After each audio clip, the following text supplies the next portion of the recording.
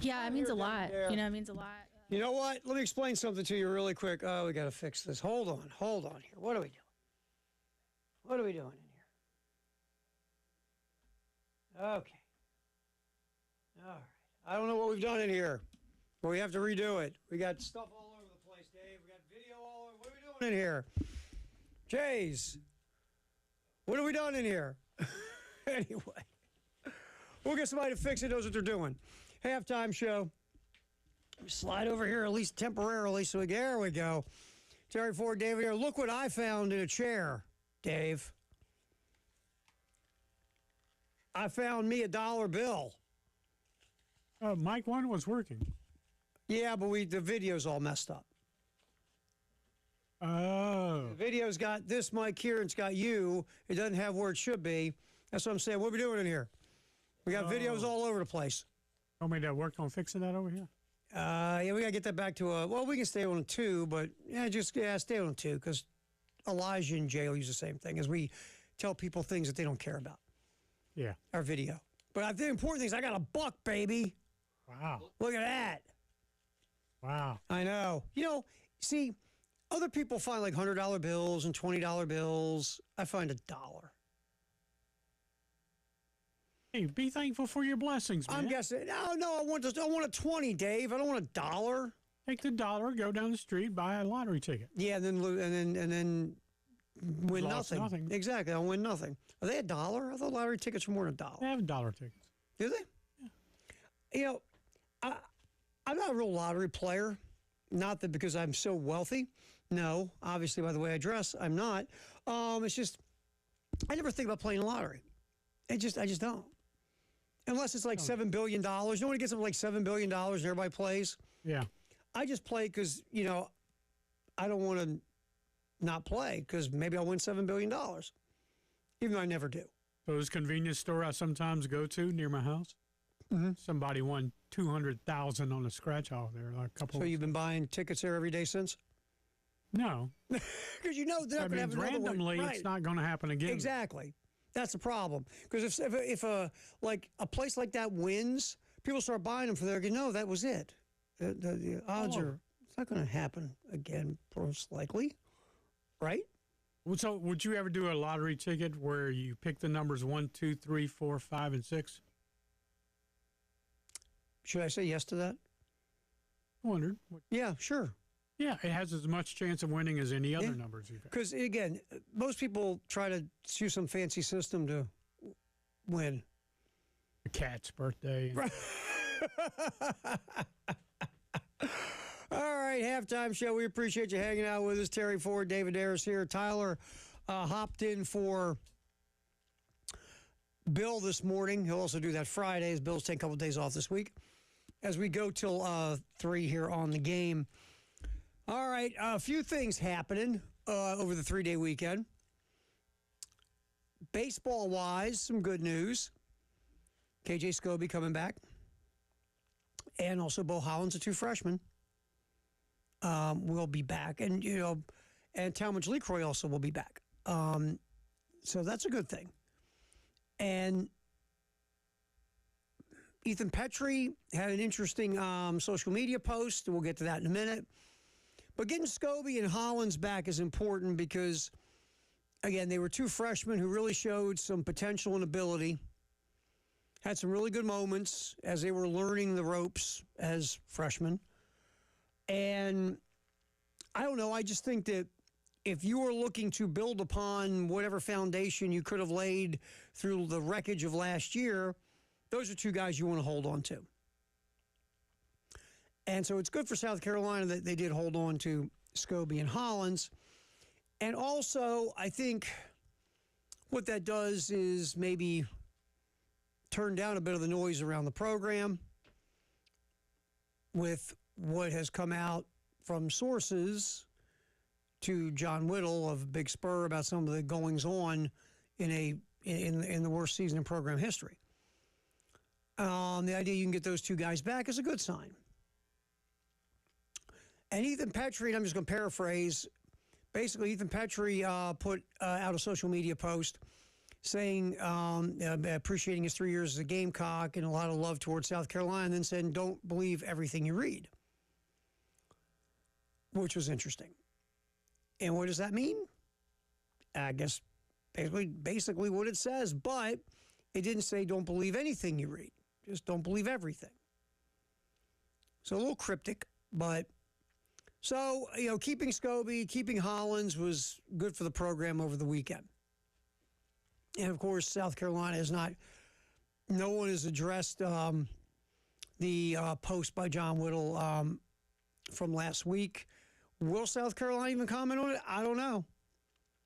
I don't.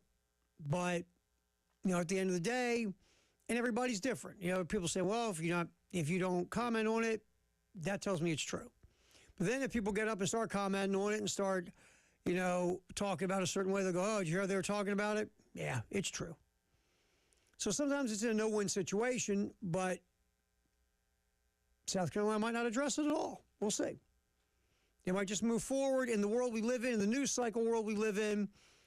It's already almost old, and by the end of the week, it will be old because you just move on today. The news cycle used to be 15 minutes. Now it's like 15 seconds.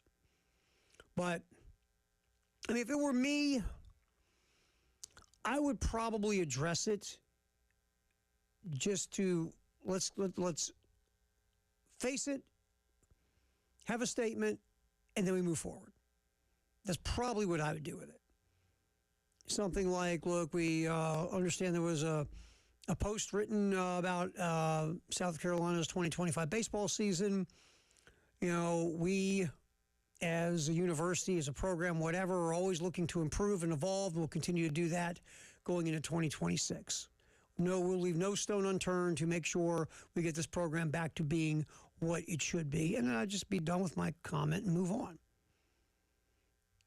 That would be me if I was, dealing with it. But again, there's more than one way to handle situations. So we'll see. We'll see if it ever is addressed or not. I'm sure the next time there is any kind of media availability for Jeremiah Donati, the athletic director, or Coach Maneri, I'm sure the article will be brought up. That's my guess. We'll see. All right, but Scobie and Hollins coming back. That means my guess is third and first base are handled.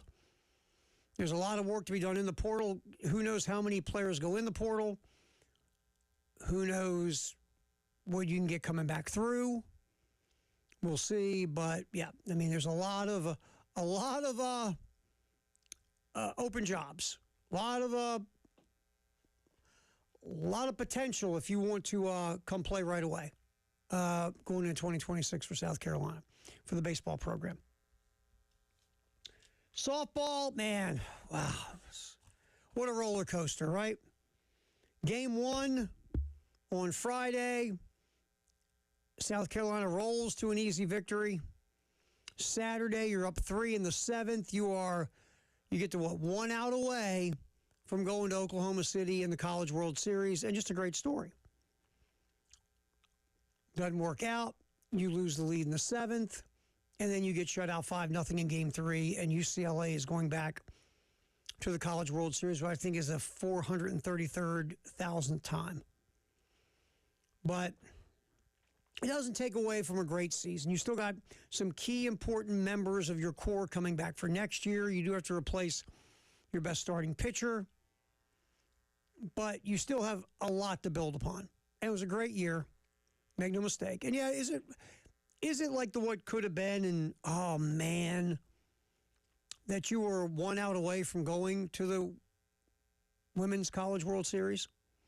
And that the sad part was in the first 2 games, you basically outplayed UCLA 13 out of 14 innings. But still, there's so much good. It's such a good run and a good ride for Coach Chastain Woodard's team. Dave, let's get a cut in here in a second. I want to go to, matter of fact, we'll take our first cut here in just a second. But what I like about things like this happen organically. And it's always a combination of things like, it's like a perfect storm of how good the softball team was. And really, to be fair, how bad the baseball team was. And so you have this intersection of a frustrating baseball season, but the softball team's doing really well. And look, we're all alike. You'd rather go watch the good stuff than the bad, right? You want to gravitate to the good stuff. And the good stuff was the women's softball team and became a really cool story. All right, Dave, hit it. Here's Coach Chastain Woodard's thoughts on what happened over the weekend. I just have just so much gratitude for the year and the season. And just for everyone that was a part of it. Ending a season is never easy. And you work really hard to play as long as you can. And I'm filled with so much gratitude and so much pride, and I'm just so proud of the program. I'm so proud of the players, and just this first year of, laying the foundation of who we're going to be from here on out. And it was really special. It's a special team. It's a special group, and I'm just so thankful. And I have so many people to thank. I thank Coach Tanner for believing in me and trusting me with the program last summer in the transition. I'm so thankful for Jeremiah and his leadership now and everything that he's pouring into the program and his belief in us. I'm really thankful for Hillary Cox, our sport administrator, who is, so invested in us on a daily basis and really just integral in our success. I'm so proud of the staff. I think I have the best staff in the country.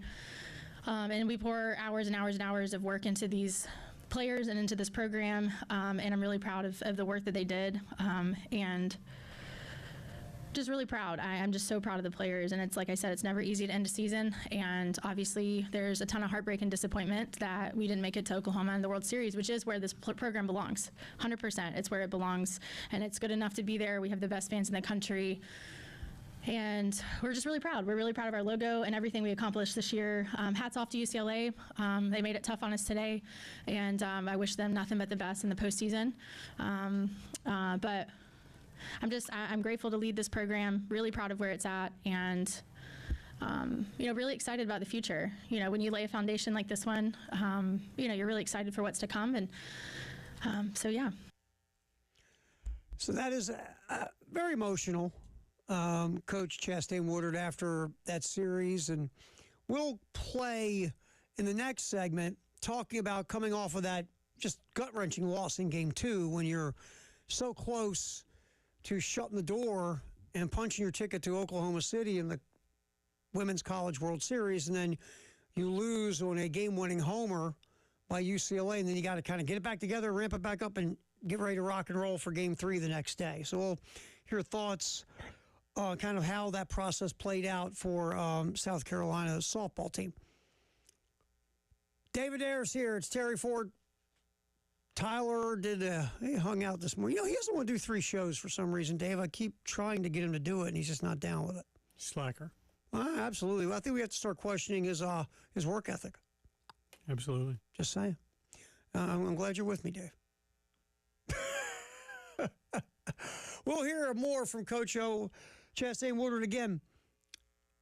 What was the thought process coming off of the Game 2 loss? How'd you handle the end of that going into Game 3?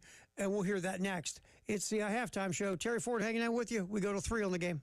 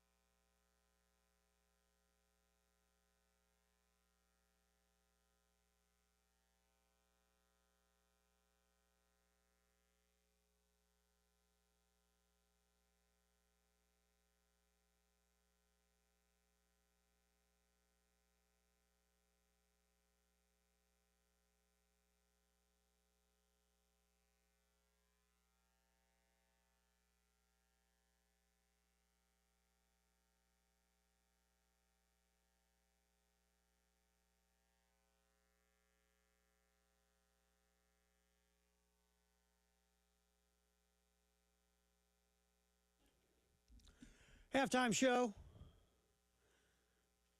Terry Ford hanging out with you along David Dare here on the game.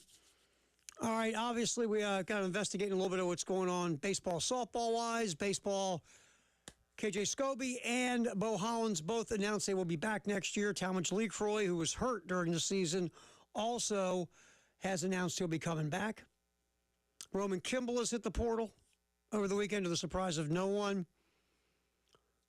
And the other part of this is Kimball did put out a statement because if I'm not going to say probably, you might know about Roman Kimball's father in the Facebook post he put out during the season or near the end of the season. I guess it was not very complimentary toward the current coaching staff. Roman Kimball, and I'm paraphrasing, basically came out and said, the thoughts of my father, I do not share those. And he, again, thanked the coaching staff and, the baseball program for his time at South Carolina. Ethan Petrie also came out, thanked the current coaching staff, the past coaching staff, and, Carolina baseball for his time in the program as well. And then also said, don't believe everything you read. So that's where we're at right now with going with the baseball program. Softball, obviously, a gut punch in Game 2 on Saturday.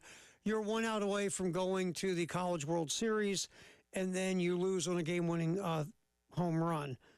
Here is Coach Chastain Woodard afterwards. And I want to get cut 3, Dave, about having to refocus after that really tough Game 2 loss. Again, cut 3, Dave. I do. I mean, obviously the result didn't work in our favor, but I can tell you that we had a lot of conversation about it. I told the broadcasters when I met with them before the game, obviously we were heartbroken right after the game yesterday, and there was a lot of emotion. We quickly debriefed, and we brought the team back here last night, late, right before bed, and we just kind of talked about who we were and kind of just flushing the game and moving on as quickly as possible. I honestly, being transparent, I felt like we did not do a good job of that at Auburn. If you think back to the regular season and the rain delay, we all remember that, right? And so I felt like, okay, we learned our lesson once, in that scenario, like we didn't show up that well the next day, the Saturday game at Auburn. So I felt like it was the right thing, to have some more conversation about it. And it was great conversation. And I really did feel like this morning when we showed up to team breakfast that we had moved on emotionally, but we just didn't get the job done on the field. I felt like, offensively, we just didn't have enough production. You can see that from the box score. We didn't walk enough. We struck out too much. And, hats off to, Terry and Tinsley. They had a really great day. And sometimes that happens. And unfortunately today, it just didn't go our way at the plate. Yeah, I mean, it was tough. Game 3, you get shut out. And like, Coach said, sometimes, it just isn't your day. And again, look, that we always say that's baseball. That's baseball, because that's our cliche. But that's true about the game of baseball. You just never know, because again, such a long grind. You're going to have those days where nothing works. Your pitchers who are usually good don't pitch as well as they typically would. Your hitters who, have put up some really good numbers all year are going to have a day where they can't find a knock. They can't find a knock. It just happens. And that's the thing about baseball. It's why you hate to go to a winner-take-all game, because you just never know. And it's different. Like basketball, yeah, like you can have a Game 7 and, your best player all of a sudden decides he's going to have the worst shooting game of his life. Okay. It does happen at times. But it feels like baseball is truly the one, and softball, is truly the game where those days happen a lot more, because it's such a long season and baseball's filled with peaks and valleys. And, it's a failure game. I mean, hitting 300 in baseball, wow, you're really good. Well, that's good. That means you fail 7 out of 10 times. So you hate to get to a winner-take-all, especially like if you're South Carolina and you heard, Coach talk, you dominated. Oh, I shouldn't dominate. You were the better team for 13 of the 14 innings of the first 2 games. Okay, they got you on a game-winning home run.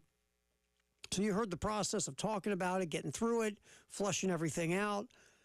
Because what happened at A&M, you try to learn from that and grow.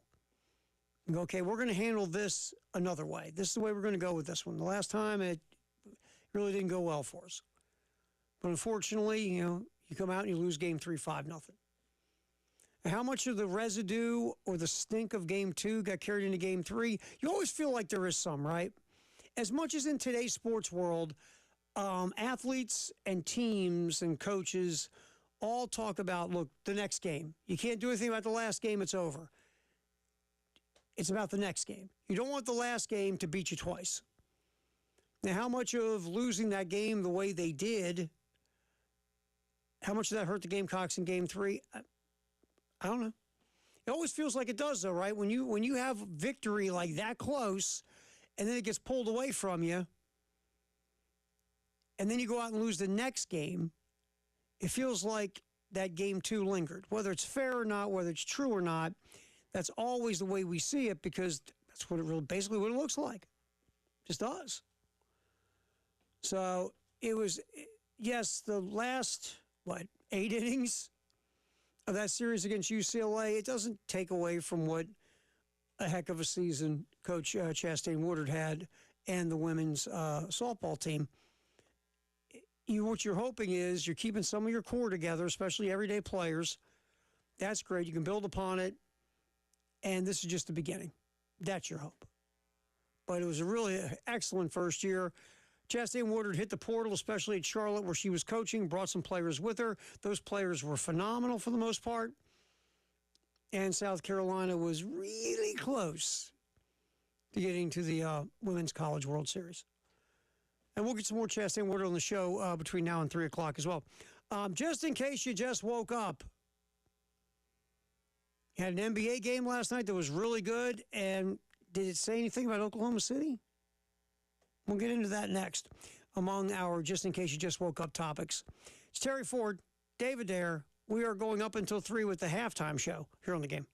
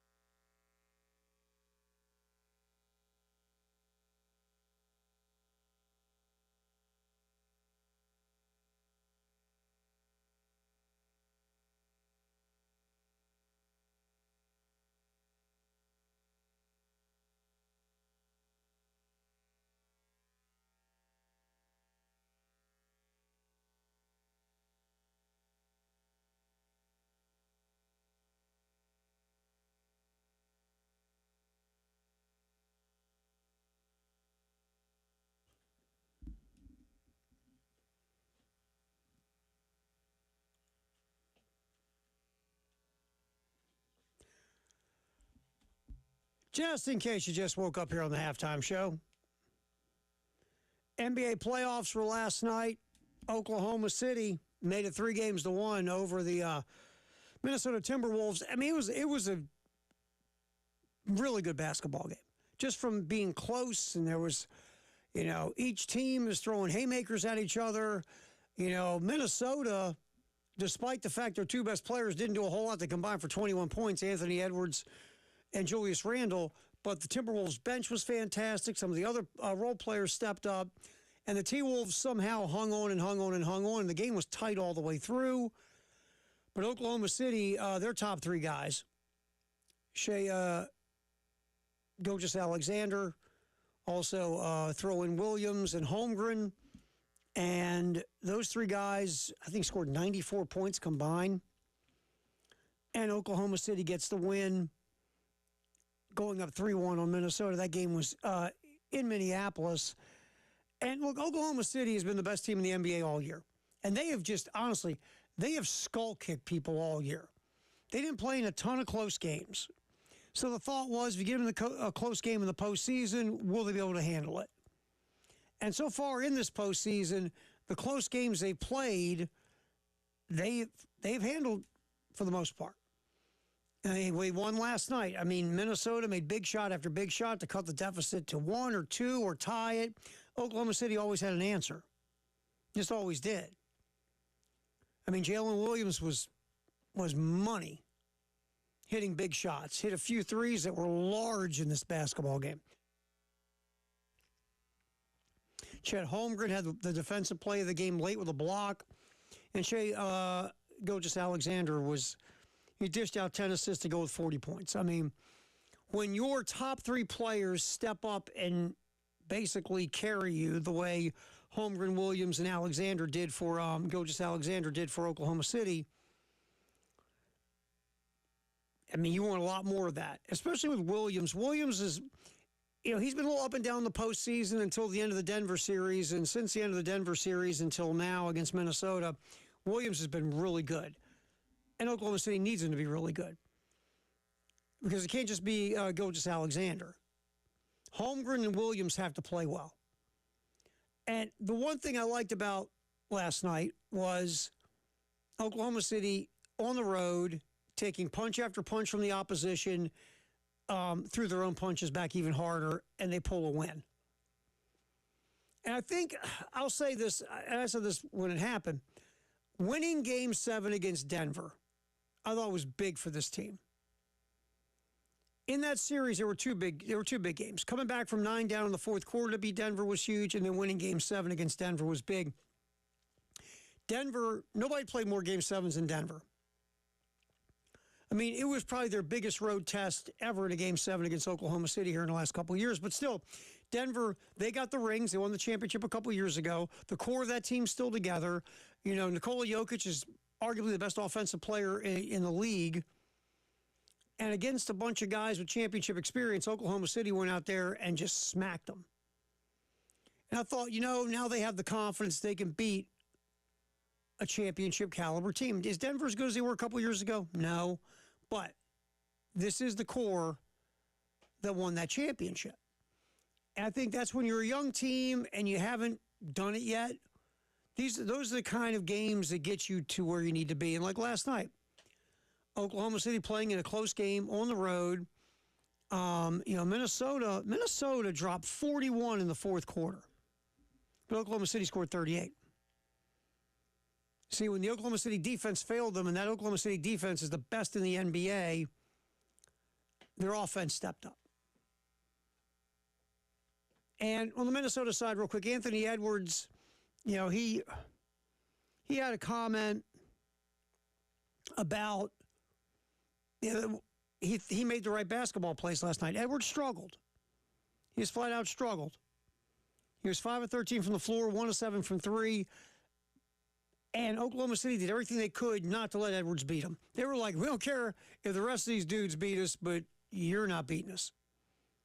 You're not beating us. And Edwards, like I said, only 13 shots, only scored 15 points or 16. He had a tough time getting the ball at times. Oklahoma City was a really good defensive team. They were swarming, and they took Edwards out of the game with the game plan. And Edwards, he said after the game, I made the right basketball plays, which he did. When you're getting doubled and tripled, somebody's open. The right basketball play is to kick the rock to the open guy. Problem was when, Edwards had to do that way too much. I mean, the role players are really good for Minnesota, but the combination of Edwards and Randall really scuffling, I mean, for Minnesota to be in that game was pretty impressive, but now it's 3-1 Oklahoma City as they're looking to move on. All right, as we are inching toward the NBA draft as well, there are players taking themselves out of the draft, going back to school. A lot of that is going on right now. One guy, Yaxel Lendeborg, who was really good at UAB and was looked at as a late first-round pick, has decided to pull himself out of the draft and go play at Michigan. And look, there's two reasons, right? And maybe both reasons are true. A, you want to improve your draft stock. I totally see that happening. You're sitting here like projected in the bottom of the first round, which means you could fall into the second round. So you want to improve your draft stock. And two, I'm sure Michigan is making it worth your while to pull yourself out of the draft to improve your draft stock. I'm sure there's a nice, luxurious NIL deal sitting there for Lendeborg. Just saying. Because that's what this feels like. It feels like it could be both those things. Around 26, I might fall in the second round. I'm not crazy about that. Oh, look what Michigan's going to give me to come there. They might be giving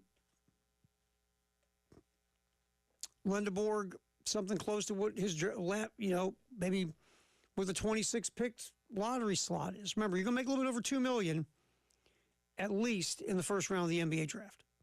So what are they going to do for Yaxel Lendeborg to make it worth his while in Ann Arbor? We'll find out. But that's just the kind of the feeling right there, where that's going. But you've seen a few players decide to hang and stay in college because they're going to get more money from NIL deals than they would as a second-round pick when you don't get a guaranteed contract. You might get some type of guarantee at times. You might get a two-way kind of deal, but you can probably make more money staying in school and getting some NIL dough than going to be a second-round pick in the NBA draft. So that's some of the stuff that's going on right now when it comes to the whole NIL deal, the players, their draft positions. Some are going to come back to college to make some NIL money and hopefully improve their draft position.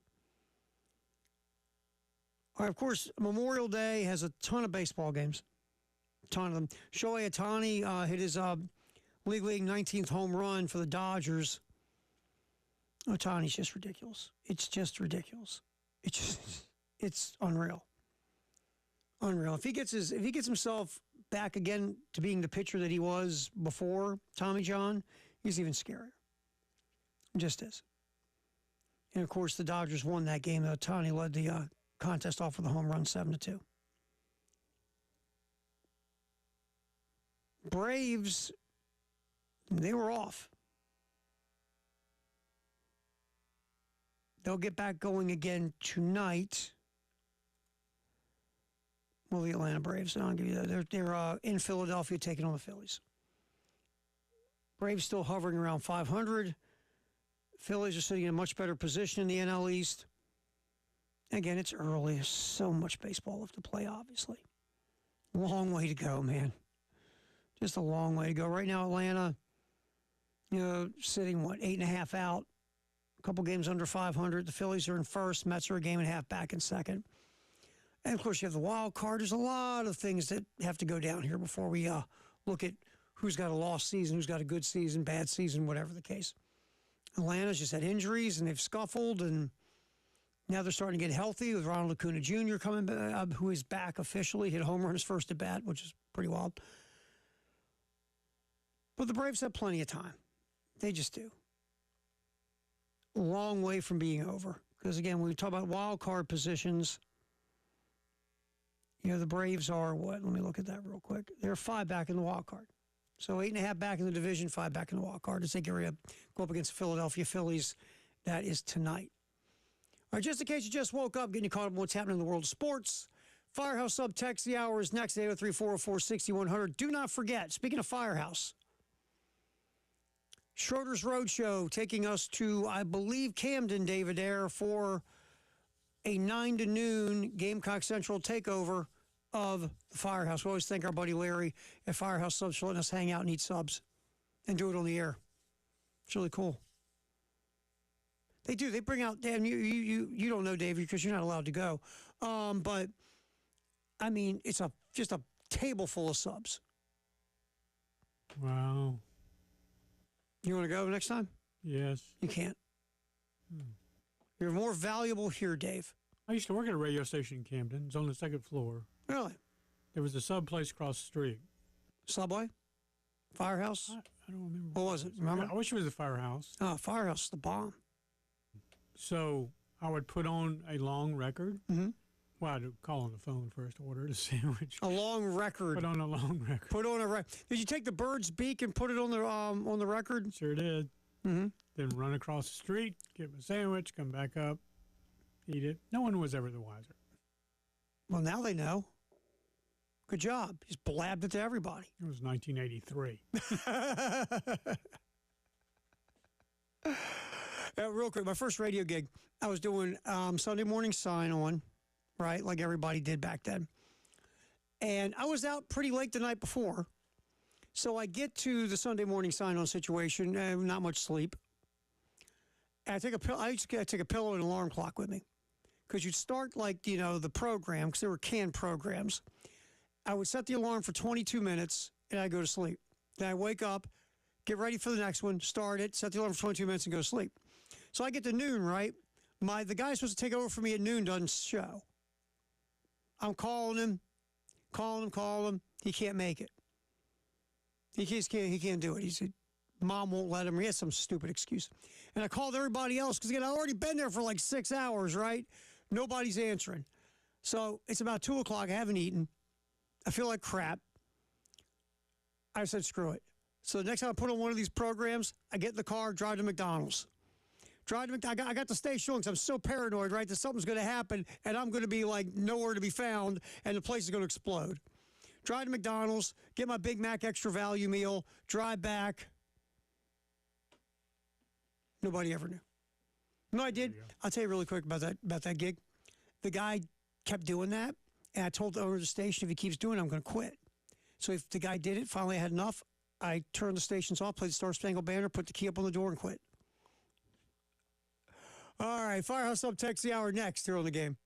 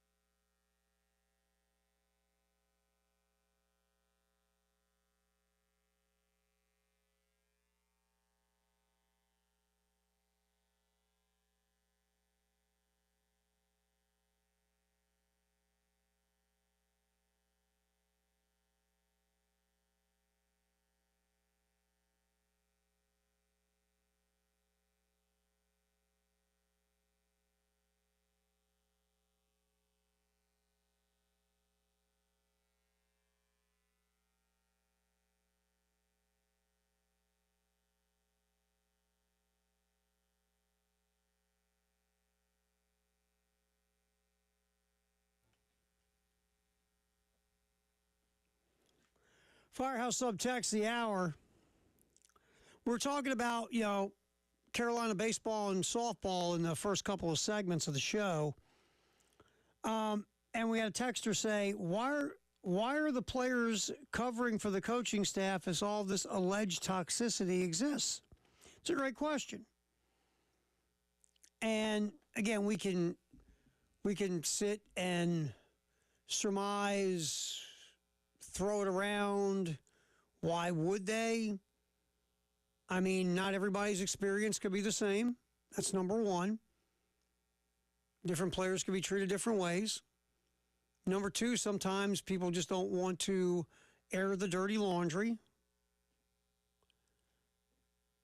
I don't know. I just know that, again, we go back to John Whittle has sources. And John Whittle's sources, he's been doing this a long time. He knows a lot of people.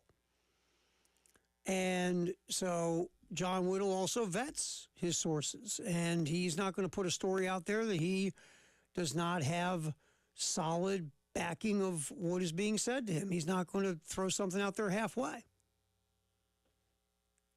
And I'm sure John would stand by his sources and stand by his story. And look, John he's as solid as they get, man, when it comes to this kind of thing. He does a great job covering the team, and he's not going to put something out there unless he has vetted it. Truly.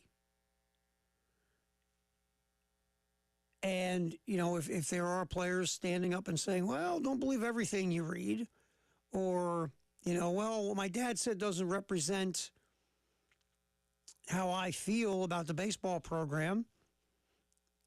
With Roman Kimball, I mean, what his dad said wasn't very complimentary to the coaching staff, and Roman Kimball might think it could hurt him when he goes into the portal.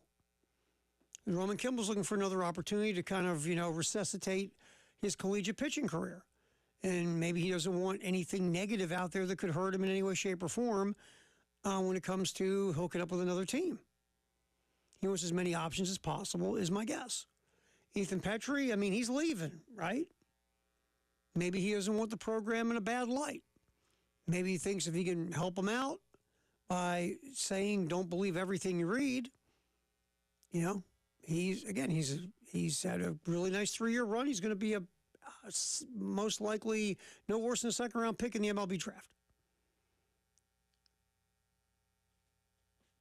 And again, the saying was pretty cryptic with don't believe everything you read. It wasn't don't believe anything you read. It was don't believe everything you read. But it is interesting to Texter's point. Absolutely.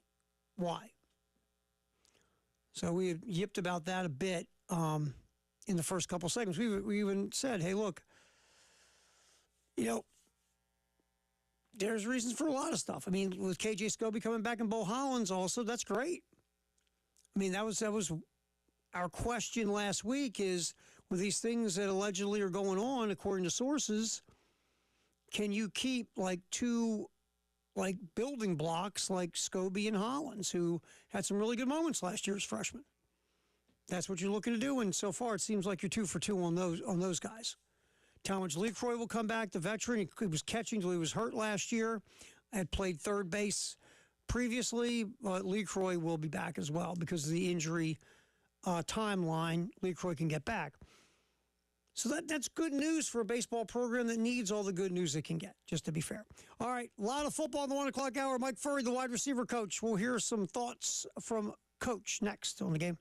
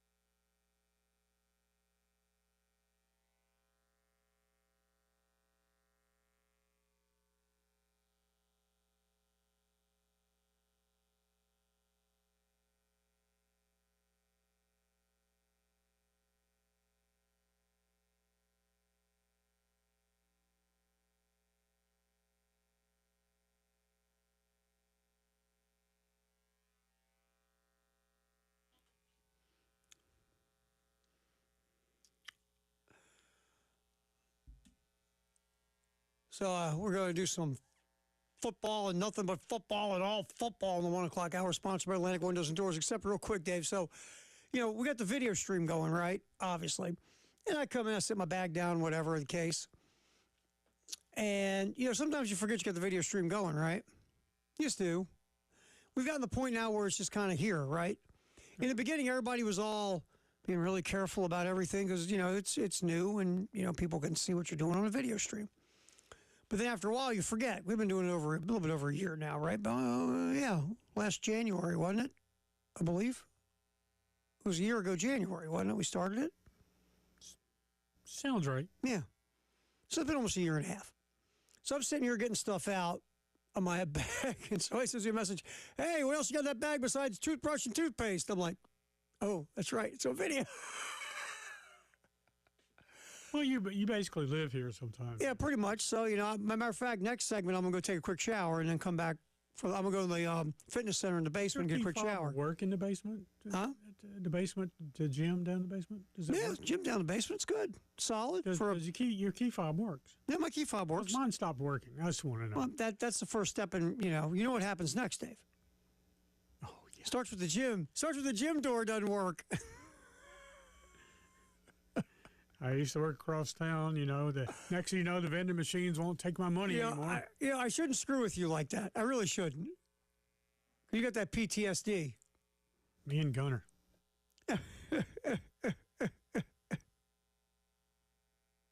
Gunner's really, he's not as bad as you, but he's a close second. He's a close second. Gives you trauma, man. I don't know why he's got trauma. I know why you have trauma. You've told me the stories. I don't know what the hell's wrong with Gunner. But anyway. So, yeah, I was like, yeah, I got toothpaste in there, toothbrush, there's soap, there's towel. Got my bathing cap, because I like to wear my bathing cap when I shower. Take care of all my hairs. But anyway, so it's pretty funny. If somebody's, it's like, oh, that's right, we're on a video stream. Yeah. Oh, man. So anyway, football and a lot of football and more football here on the Halftime Show. Dave's going to pull us some cuts from Greg Sankey at the 2025 spring meetings, talking about the college football playoff format. But first, Dave, while you're doing that, I want you to do 50 things at once. You're welcome. Let's grab Mike FURREY. Was talking with the guys from Gamecock Central Takeover Hour on Friday. Really good stuff from the South Carolina wide receiver coach. Let's get cut 7, Dave. His message to the freshman wide receivers heading into summer camp.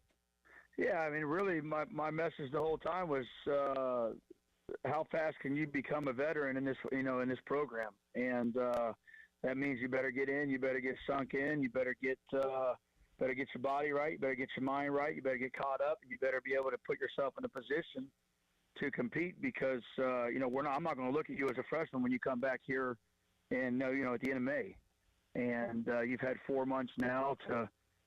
Be in our system. You've been around our weight program. You've done well in academics and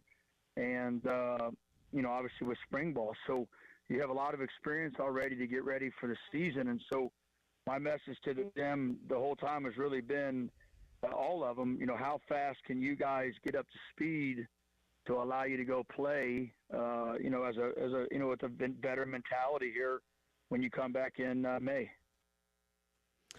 Yeah, look, that's the thing. You've got these freshman wide receivers, and all of them except Donovan Murph were, on campus beginning of the year.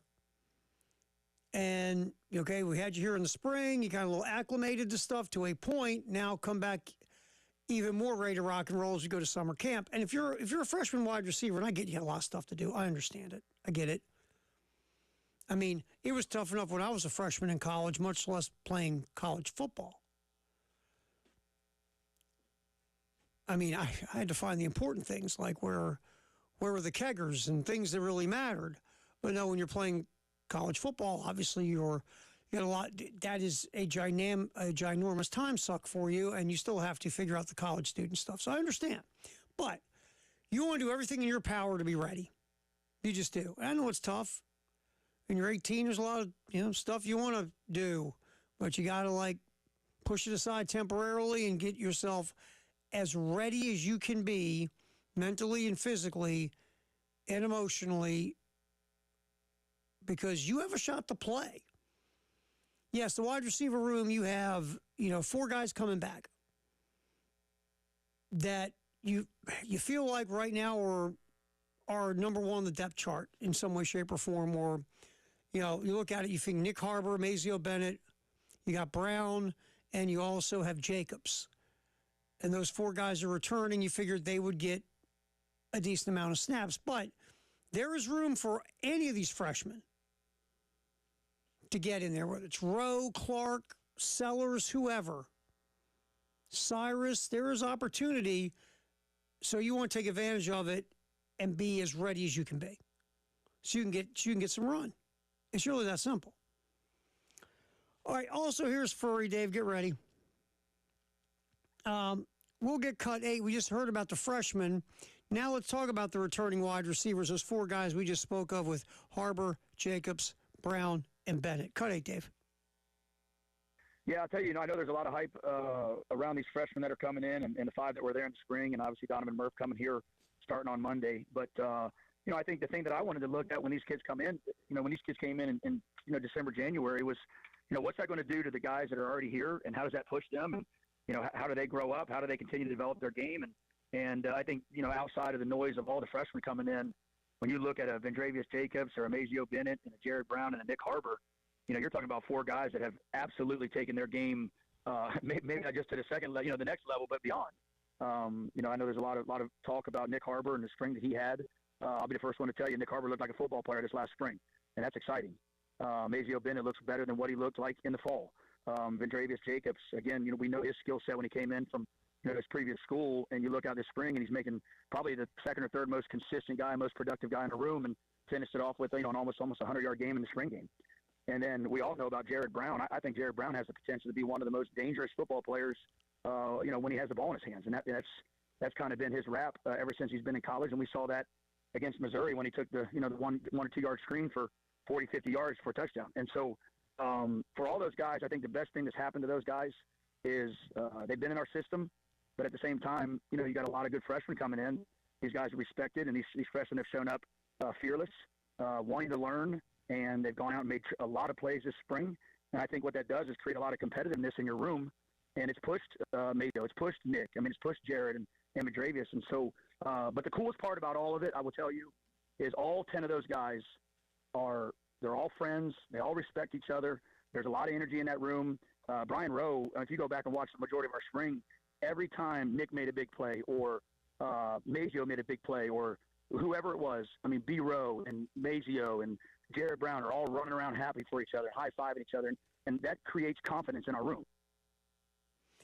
It's a weird thing because, you want to look, all these guys, obviously Harbor was a big-time recruit.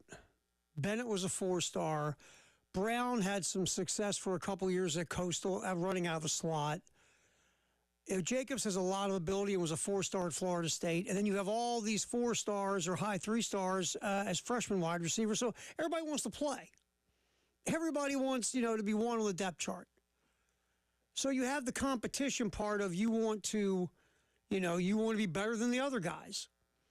But also what makes something like another level of special is if I'm competing, right, and I want to whoop you and I want to be better than you and I want to, be the starter over you, but I also root for you because I want you to be good too, because if you're good and I'm good and we're all good, then the wide receiver room is good and we're making plays and it makes the offense good and makes the team good.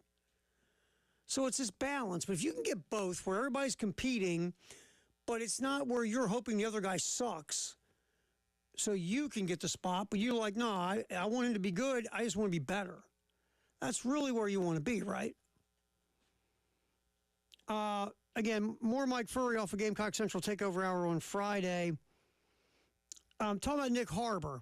Let's focus on this one, Dave. Cut 9. Talking about Nick Harbor carrying that success that Harbor had at the end of the year, carrying that success over to this year, and even taking it up a notch. Hit it, Dave. Oh, we're going to go cut 9. Cut 9, Dave. Cut 9. Yeah, and listen, here's the thing about Nick Harbor, and it goes for anybody. Experience will always help you. And expectations without experience, a lot of times will hurt you as a player. And because now you got to live up to some expectations of stuff you've never done before. And I think when you look out past this season, I think it was a it was a growth throughout the entire season. You know, he coming in last fall in the beginning and still unknown and not really how to do things. And him and I have never been around each other until really camp last year.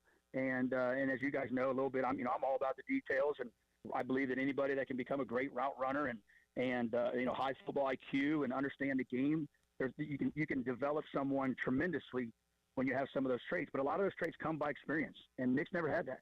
And I think as the season went on, the more productive he became, the more confident he became, and then I think the more excited he was for the off season, which was the decision not to run track, was the decision to be around football, 100% all the time. And the more and more he was around, the more and more the guys have accepted him. The more and more he was around, the better he became as a player, the more knowledgeable he became as a player. And then now he's starting to watch film because he's done it. He's learning from the film. He knows what he's doing right. He knows what he's doing wrong. And I think it became a time during the spring he started looking at film. He's like, hold on, time out a second. I could be pretty good.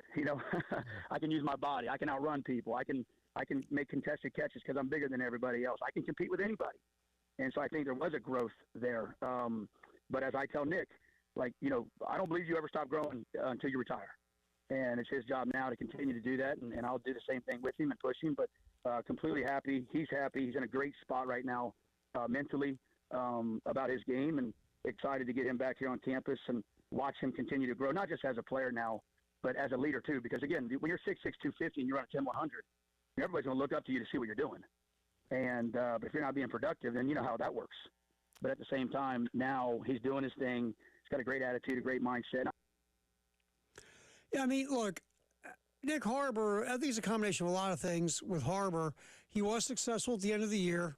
Start making some plays. You watch the games, he looked like a wide receiver. His freshman year and the first half of maybe last year, he was still trying to find his way. But then all of a sudden it was starting to all kick in, right? And now he's making plays. He's getting open. He's getting a better understanding of his route tree and the route running and things of that nature. And all of a sudden, he's making some plays. So he's feeling good, right? And he's feeling more confident. He's feeling more comfortable. He's like, wow, I really think I can do this. And then it's not an Olympic year. So, take track off. Do football for the whole year. See how much you improve by the end of your junior season and see where all this takes you. I think it's a pretty smart plan by Harbor. And, yeah, the more you're around, the more you get accepted. That's just human nature, right? I mean, everybody knows you're an athletic freak, but, your last year Harbor played football, ran track. Remember, it was an Olympic year. So, now you're around all the time. Obviously, it kind of gets you more ingrained in the culture with the football program. So Harbor's going to be a very interesting player. He's been an interesting player since he hit campus. But this year there is real expectation of, wow, you got better at the end of last year. Now let's see if you took it up another notch. And with Harbor being around the spring, he'll be in the summer, doing all the football stuff that everybody else is doing. It's going to be interesting to see what Nick Harbor brings to the table this upcoming football season. We got some more Mike Furrey from Gamecock Central Takeover Hour next. We'll hear, let's look at the freshman wide receivers as Coach Furrey really gets into detail on all of them. We'll get into that next here. It's football, football, football, the 1 o'clock hour on the halftime show on the game.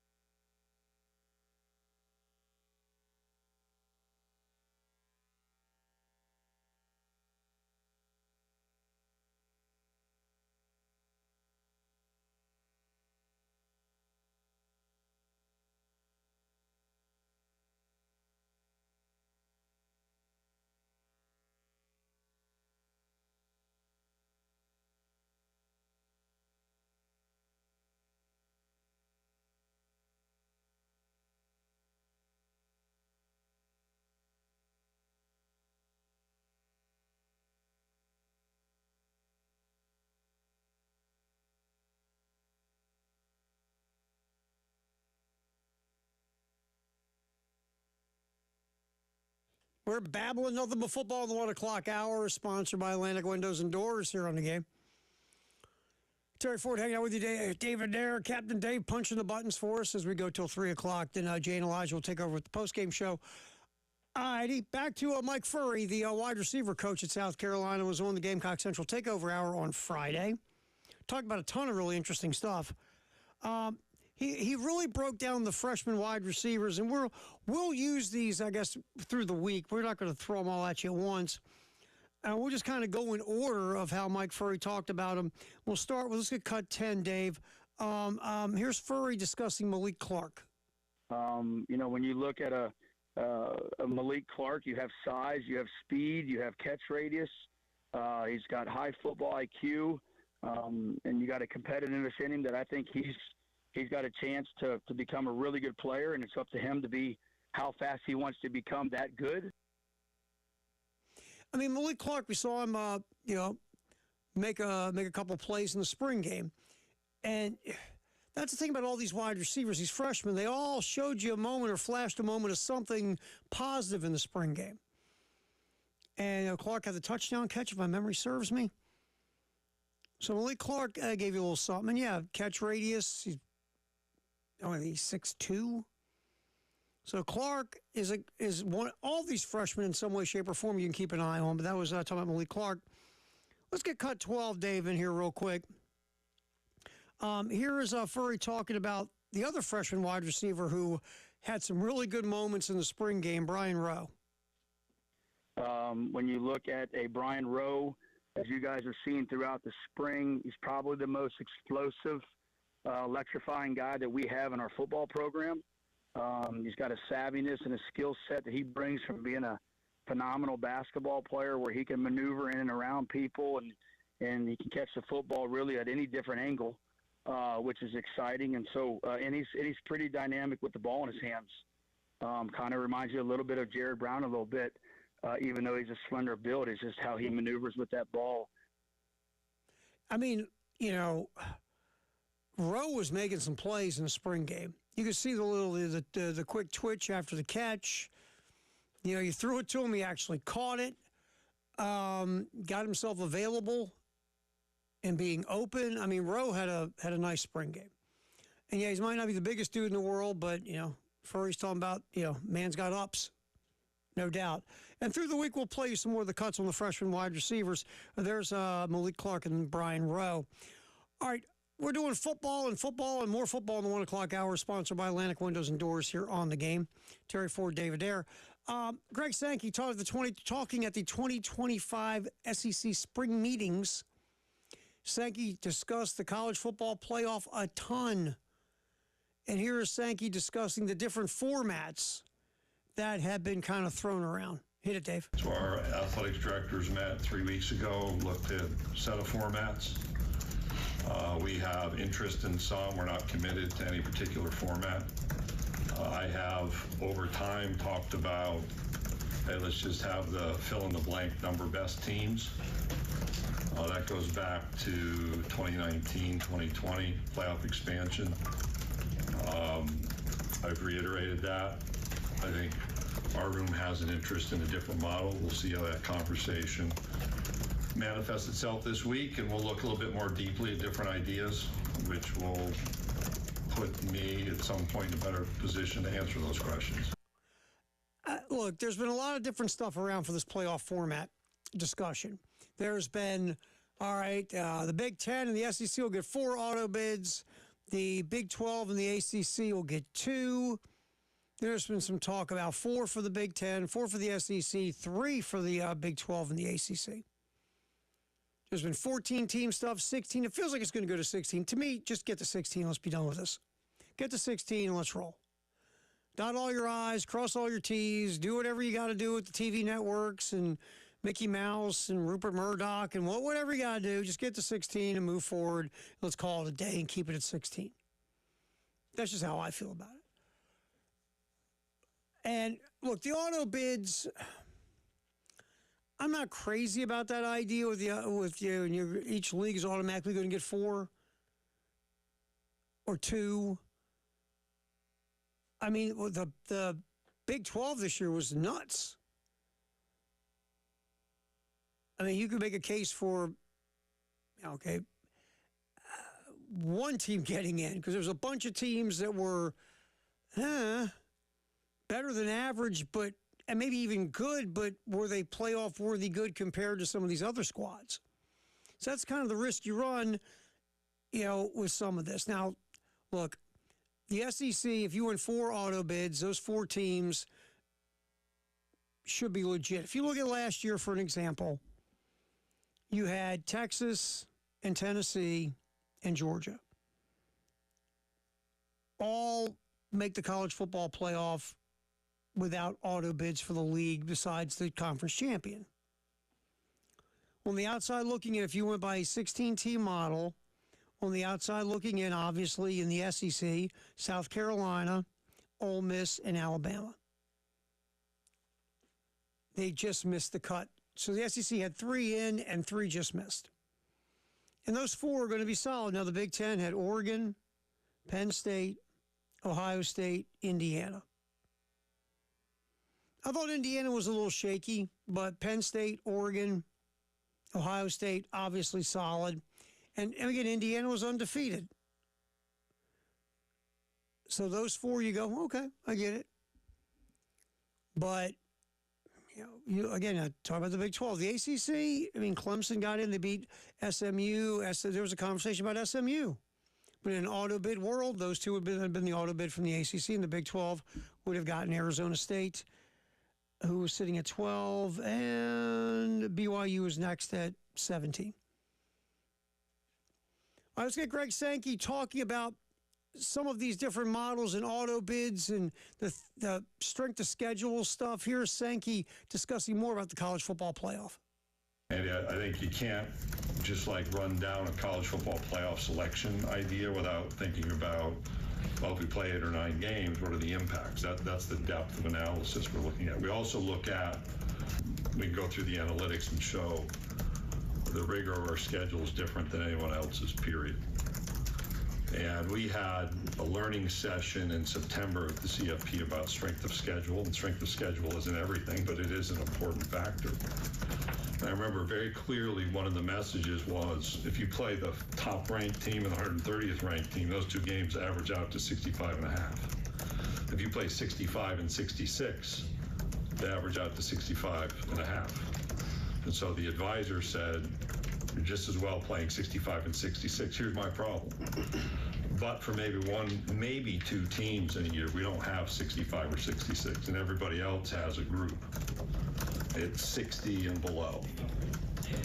That has to be considered by us in making our schedule, by the CFP itself in evaluating selection criteria.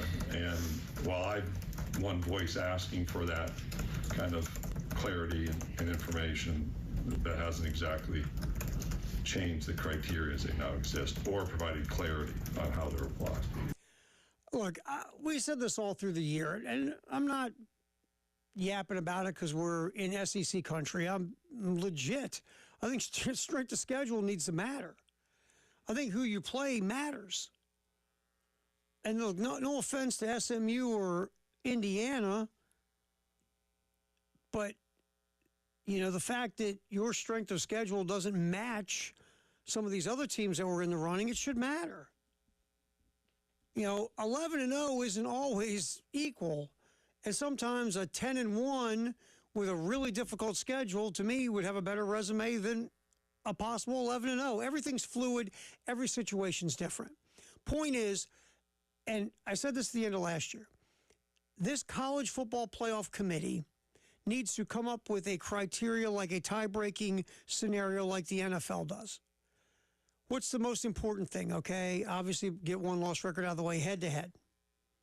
Say head-to-head, there was no head-to-head. Okay, great. What's going to be next? Is strength of schedule going to be number 2 on your list? I think it should matter. It should be part of your criteria. Is record versus top 25, does that matter? What is going to be your criteria, and put it in order of importance to break these ties? I know that it'll never be done because that takes the fun away from us whining and moaning and yelling, because that's part of college football. We all complain and scream and yell and disagree. Makes it fun, makes it relevant. So you never have a tiebreaker scenario because it ruins all the other cool stuff. Arguing. The think system. But really, if you want to be fair, which no one does, let's be honest, you would have some kind of a tie-breaking criteria, just like the NFL. All right. Lots of football in the 1 o'clock hour, sponsored by Atlantic Windows and Doors. I got another Greg Sankey cut I think Dave has. We're going to get to that next as he talks about some other aspects of the college football playoff. That's next here on the Halftime Show on the Game.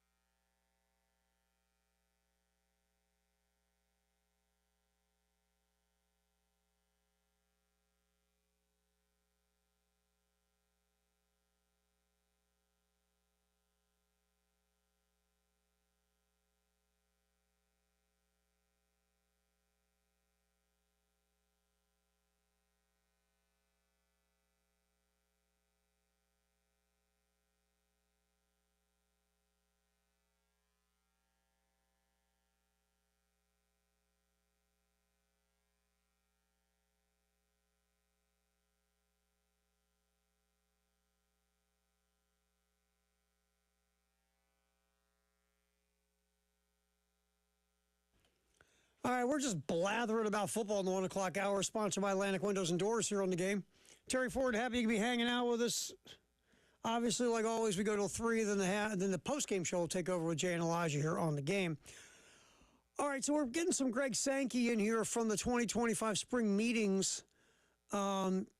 Just held, just over the weekend, Dave, he was talking, correct?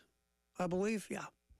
So here's Sankey talking about this model of 4 auto bids for the SEC, 4 auto bids for the Big Ten, and then a lot of the talk has been 2 for the ACC and the Big 12, and then obviously Notre Dame's in the mix as well. And then the rest, and then the group of 5 will get 1, and then I think you have 2 left for, basically at large. All right, so here's Sankey, and this is interesting, talking about how 4 auto bids might not be in the SEC's best interest. Hit it, Dave. So if you actually go back and do the research, that kind of format could cost us positions, depending on the number of teams. I don't see the critics actually digging in to understand that reality. I don't see the critics actually analyzing, like I've just described, how schedules are evaluated. So the critics can run to the microphones and share their opinions. We're trying to find a format to determine whatever number it is, the best teams in college football. And I think where we are right now is we have used a political process inside a room to come to decisions about football. We should be using football information to come to football decisions. Have to be unanimous. We provide a model and then we sit on our hands for 1.5 years, 2 years, as opposed to looking at the depth of issues I'm describing about the game and the concerns about regular season scheduling being impacted by what we have right now. We sat on our hands because we had to have unanimity. It's interesting. Basically, Greg Sankey saying, wait a minute, giving us just 4 teams might not be in our best interest because maybe we would have more than 4. And he talks about last year, for an example. You had 3 with Tennessee, Georgia, and Texas. Then you had South Carolina, Alabama, and Ole Miss right on the outside looking in. And the cases were made by everybody. Well, these teams might be more deserving than an SMU. I mean, Indiana was undefeated, but their strength of schedule was not as good as either one of those 3 schools. So Greg Sankey saying, man, there might be a year we might have 5 or 6. Why are we limiting ourselves to 4? And like I said earlier, strength of schedule needs to matter. It can't just matter when you want to use it to your advantage. It needs to matter consistently in this whole thing. It just does. But just very interesting stuff from Greg Sankey. I think this thing's going to go 16. I think it should go 16, like I said, and just be done with it. Go 16. I'm not a huge fan of auto bids. I think the conference champion should get an auto bid. But I also like the fact you're seeding fairly by record or resume and not by, well, you won the Big 12, you get the 4 seed. I think that's silly. I think you should go by record, resume once you're going to seed these teams. You let the college football playoff crew take their ranking, and now whether that's going to be what you're going to use for seeding or a combination of some kind of criteria, but you need to seed it fairly, not like last year, because that just was kind of a mess. All right, there's some Greg Sankey again for the 2025 spring meetings. I believe in Destin, right, Dave? I think it was in Destin. I could be wrong. I can't remember. It's been 3 days. I can't remember where my car's parked, what floor in the parking building my car's in. But there's Greg Sankey giving some thoughts on the college football playoff format. All right, also, as we talk football in the 1 o'clock hour, sponsored by Atlantic Windows and Doors, there's a lot of screaming and yelling about, the new world of college athletics is killing college football. This transfer portal, and you're paying these kids money, and, oh, my God, they can transfer anywhere they want anytime. This isn't good old college athletics like when I was a kid. This is a business now. I don't want to see how the sausage is made. Keep paying them under the table, and I think my program's clean. I miss the good old days. I tell you. But Josh Pate on his college football podcast. He said college football isn't ruined until Saturdays start feeling different. That'll be cut 18, Dave. Pop me up cut 18 there real quick. I appreciate it. There's Ohio State. Let's say Michigan's in town. And let's say it's midway through the third quarter and they're deadlocked at 17 and it's 4th and 1 on your own 38-yard line and they're opting to go for it. Clock's ticking down, huddle breaks, 5, 4, 3, crowd's at full throat. Just pause right there. Is anybody thinking about whether Ohio State had OTA workouts? Is anybody thinking about how much the left tackle's making? You're not. So the point is, the game hasn't really been ruined at all. If that moment feels different, if that moment is ruined, then college football has ruined itself. Does Saturday still feel like Saturday in the fall? Because that's really the great barometer. So my answer is yes, Saturday still feels like Saturday. I think college football is extremely resilient. Like, it is extremely strong. It's the redwood. You could chop a redwood down, but you don't do it with 5 or 10 swings. It'd take a lot to chop down a redwood, all concentrated, all at one spot on that tree. And don't do it because you'll get arrested. But point being, it takes a lot to ruin college football. That's a byproduct of how great it is. We've been saying this, that all this other stuff doesn't matter when you go turn the game on or go to the game or stream the game or whatever you're doing to watch the game.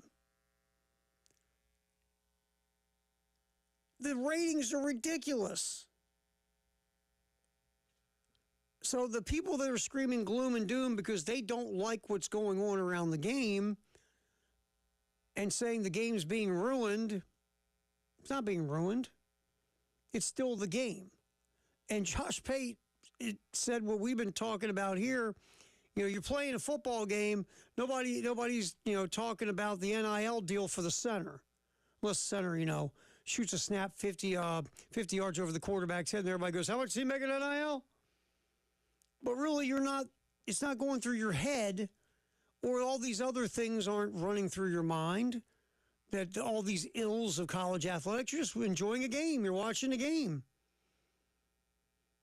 And to Josh Pate's point, as long as the game stays the way it is on the field, all this other stuff is whatever. It's stuff for us to talk about through the week as fans. Now, do these things, can they change aspects around the game? Sure. Absolutely. But it doesn't change the game. So, Josh Pate's on it. All right, it's Thursday, Dave. Thursday, we're in Camden. Schroeder's Towing Roadshow, Gamecock Central Takeover at the Firehouse Subs in Camden. Stop in, say hi, say hey. Have a Firehouse Sub. They're phenomenal. I'm telling you, Dave, it's too bad you're not allowed to go because, man, there's so many subs. Just crazy. Tyler brings you back a sub every now and then, though. To be fair, you do get hooked up. You don't seem happy about that, Dave. Yeah, Tyler looks out for me, Well, I mean, in the beginning we told Tyler not to, but he just felt bad. Yeah, as he should. That's this Thursday, 9 to noon. Firehouse Subs in Camden. Come out and say hey to Wes Mitchell and Chris Clark and Tyler Head from our little 9 to noon block here. All right. More football in the 1 o'clock hour, sponsored by Atlantic Windows and Doors. Also, we'll get a Firehouse Sub text the hour in at 803-404-6100. Halftime show here on the game.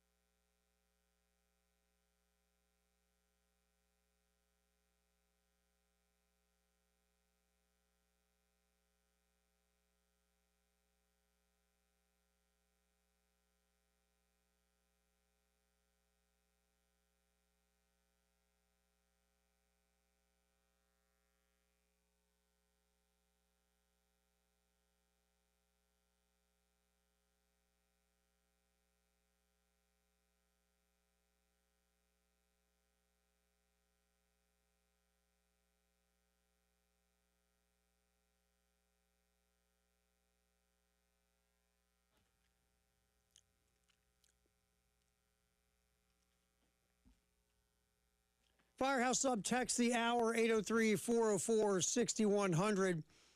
We talked about the young wide receivers, the freshman wide receivers. We were listening to Mike Furrey, the wide receiver coach, discuss like Malik Clark, the freshman, also Brian Rowe, the freshman. Also, the veterans coming back like Nick Harbor, Mazeo Bennett, and those guys, Brown, Jacobs. And texter at 803-404-6100 says, hey, fellas, don't short sell Jaden Sellers, Lenoris's brother. He had some really good things in high school, and he had a few good moments in the spring game as well. Yeah, I mean, Sellers did, and we're going to play, Mike Furrey's, might play it here in a minute since someone brought it up. But Furrey did a little capsule on Jaden Sellers as well. Look, all these guys, Malik Clark, Jordan Gidron, Brian Rowe, Jaden Sellers, Lex Cyrus, Donovan Murph. This is a room full of, Sellers was a high 3-star, and the rest are 4 stars. There's a lot of talent in this wide receiver room. And we'll see how the whole thing shakes out. But let's do that, Dave. Let's grab cut 13 real quick from Mike Furrey. Talking about Lenora Sellers' brother, Jaden, one of the many young wide receivers. Hit it, Dave. You look at Pup Sellers, Jaden Sellers, all the guy did was win a state championship game for, state championship for his entire high school.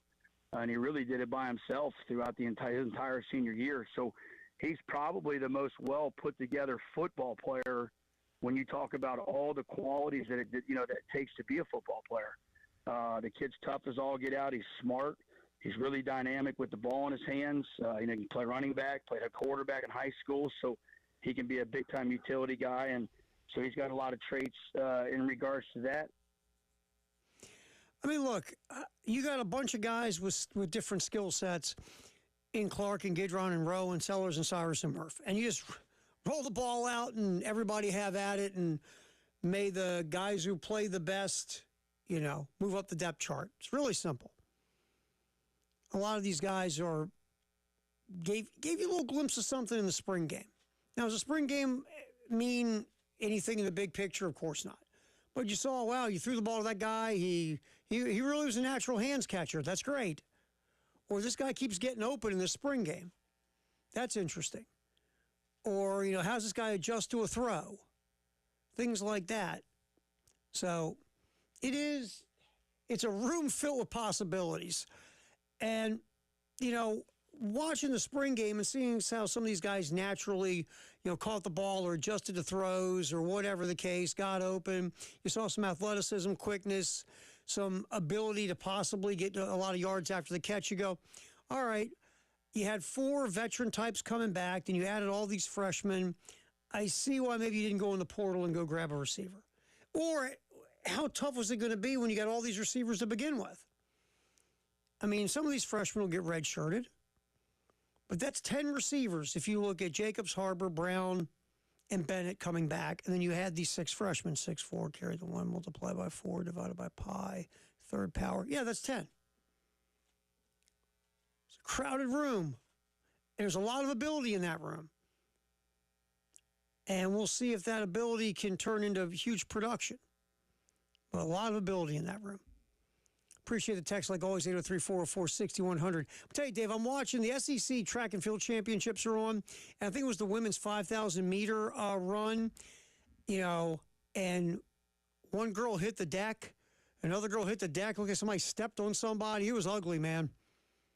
It was ugliness. Let me tell you that. There was a guy in high school in gym class. You'd have to run track because they want to punish you first thing in the morning. But anyway, some big old guy, and he would always get behind me and step on my heels. Thought it was hilarious. Was he trying to trip you? Yeah. And step on you? Yeah. Thought it was hilarious. So basically, he bullied you, Dave. Yeah, and so did everybody else. Oh, you fell down, huh? I hated gym class. So you were that guy. Hated gym class. You were that guy everybody wanted to knock down and step on. No, just one guy. Oh, just one guy. Yeah. But nobody, took up for you? No. So you really weren't that liked back in high school? Apparently not. It's telling me a lot, Dave. It's a reason I never went back to that town. All right, What's Trending at 2 is next. Sponsored by Traditions Fine Jewelry and Gamecock Traditions. We'll switch back to some baseball and softball next here on the halftime show on the game.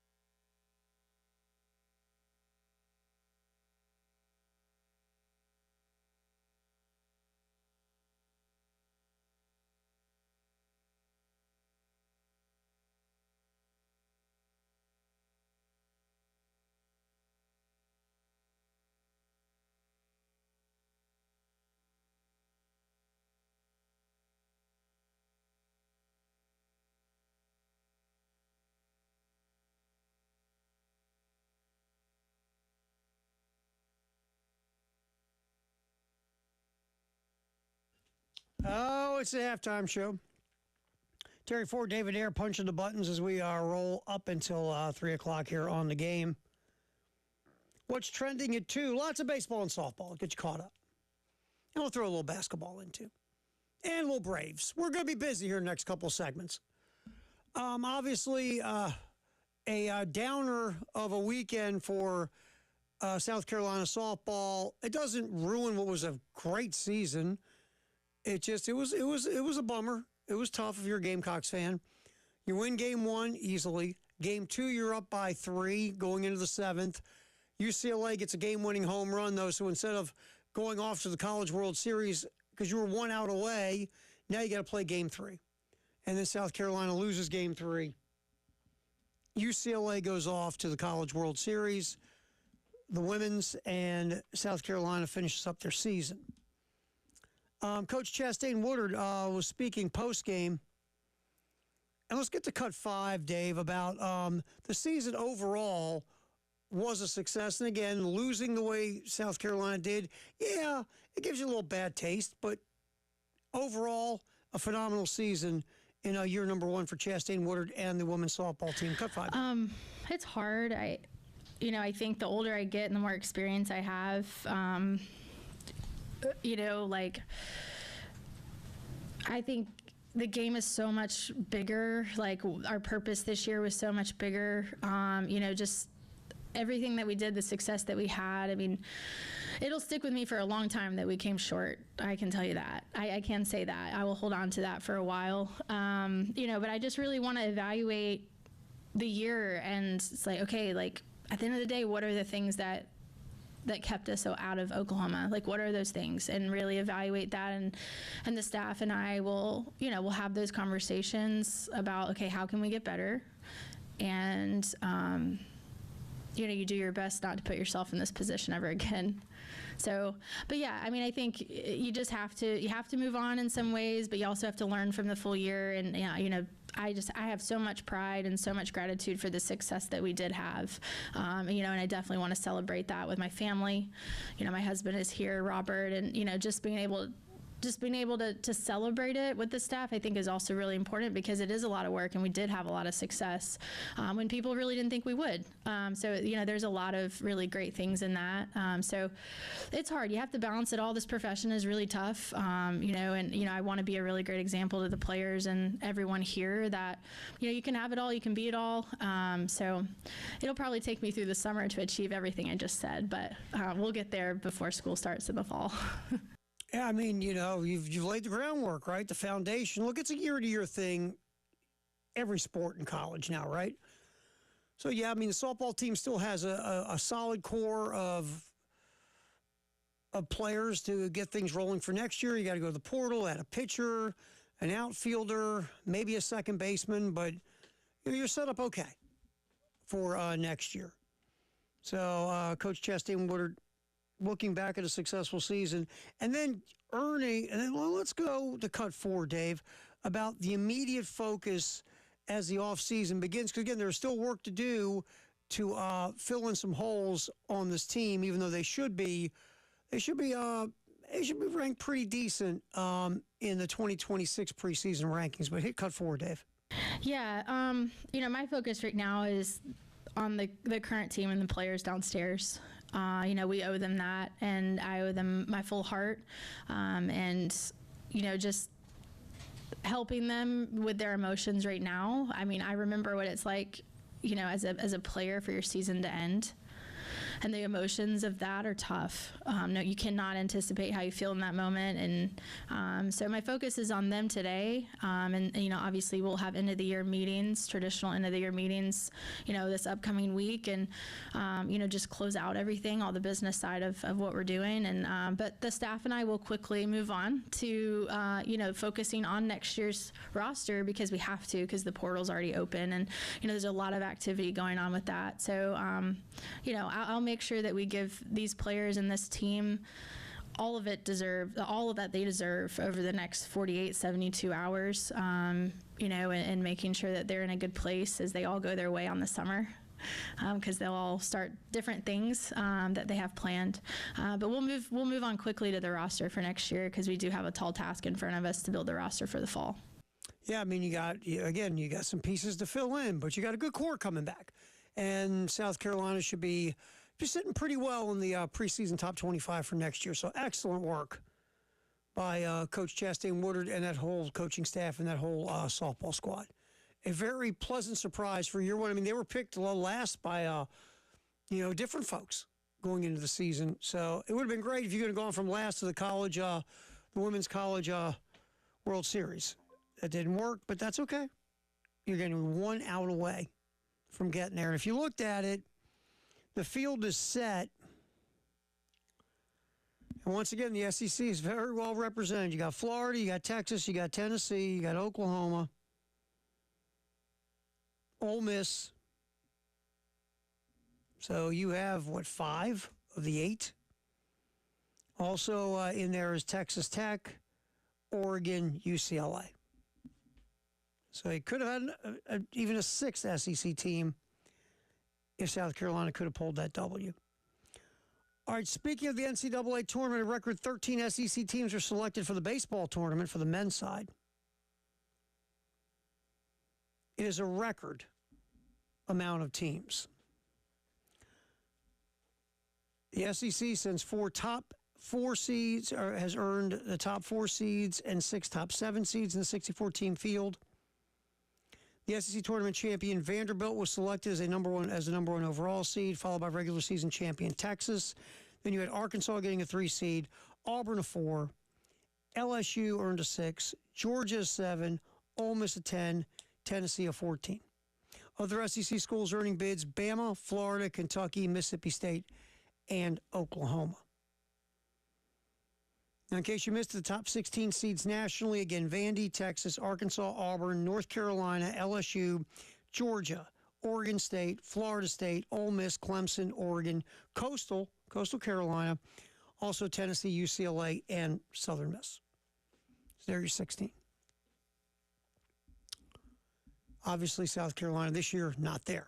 But good news for the Gamecocks. KJ Scobie, Bo Hollins, the 2 freshmen who had some really good moments in their first seasons at South Carolina, are coming back. Also, Talmadge LeCroy, who was catching last year before he was injured early in the season, has stated he will come back as well. So that's good news. We had a lot of not so good news at the end of last week about Carolina baseball from 2025. Here's some good news as everything moves forward with the baseball program for 2026. And right now, we have not heard anything different. Sources still say Coach Paul Maneri will be back for 2026. All right, we're looking at what's trending at 2, sponsored by Traditions Fine Jewelry and Gamecock Traditions. Interesting, Kirk Cousins is absent from OTAs again. It's voluntary at this point, I believe. I don't think it was the mandatory camp. But regardless, Cousins is absent. Obviously, Kirk Cousins wants to be a starting quarterback again. He doesn't want to sit and back up Michael Penix in Atlanta. He still wants to be a starter. Well, Cousins was solid as the backup guy last year when he got benched. But, again, Cousins wants to still try to start. And Cousins makes a lot of dough not to be a backup. There's a lot of talk that if the Steelers don't end up with Aaron Rodgers, that Kirk Cousins could be the fallback. Cousins, now look, it's another year removed from the Achilles. Maybe Cousins now will move better in 2025. He couldn't move in 2024. Couldn't move his feet. Couldn't step into throws. Obviously, the Achilles thing was still an issue. Maybe with another year to heal, Cousins will be better. I don't know. If the Pittsburgh Steelers don't get Aaron Rodgers and they go for Kirk Cousins, it shows you where they're at, right? But if Kirk Cousins could go back to being what he was, even close to what he was, it's a hell of a lot better than the Steelers have had since Ben Roethlisberger in his prime. But right now, it feels like it'll be Aaron Rodgers. If he wants to go, it's Aaron Rodgers' gig in Pittsburgh. Because, I would not surprised, because very little wow surprises me anymore. But I would be mildly surprised if Mason Rudolph is a starting quarterback for the Pittsburgh Steelers. I'm just saying, I still think it's going to be Rodgers. I do. And if not, I could see the Steelers make a move to go get Cousins. And Atlanta's probably have to pay X amount of money on the deal to make it work. But I just can't see the Steelers going into the year with Mason Rudolph as their starting quarterback. I just can't. Makes no sense. Mason Rudolph has shown he's just really kind of a backup. That's what he is. That's what he had. Had a couple of flashy moments when he started his first go around early in his career with the Steelers. But obviously, the more he played, the more problems, the more warts, and all of a sudden, you find out that Rudolph really isn't your answer. So I just can't see Mason Rudolph being the starting quarterback again, and the Steelers trying to sell that to the public. And we're trying, we swear. Because the Steelers don't look at me as a tanking type of team ever. They're going to, every season, look at it like we want to compete for a Super Bowl. But the Steelers, let's be fair, haven't in a long time. So, yeah. You got to get the quarterback thing fixed. The number one problem in Pittsburgh is the quarterback position. Everything else will fall into place if you get the quarterback right. But yeah, Kirk Cousins not at camp with the Atlanta Falcons. And, there's talk. Cousins wants to move on where he has the opportunity to start, which, again, I totally understand. All right, Dave, let's get cut 16 ramped up here. Just in case you missed this, I should have used this at 12:30. Just in case, because all this other sports stuff's going on, you didn't hear this. Ronald Acuna Jr. came back. Here's what happened in his first at bat. Since May 26th of last season. Look at this! Are you kidding me? He is back!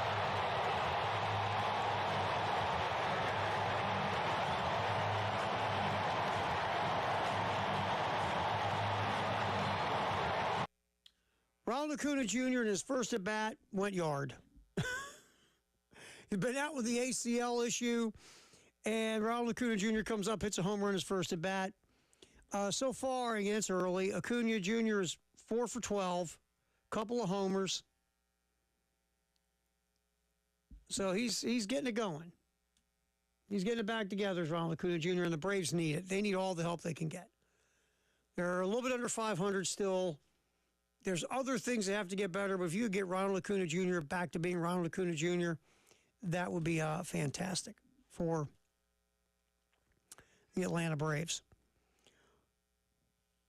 All right, we'll get back in here. Reese Davis, who does College Game Day, gave his thoughts on the college football playoff calendar. We'll get to that next on the halftime show as we do What's Trending at 2, sponsored by Traditions Fine Jewelry and Gamecock Traditions here on the game.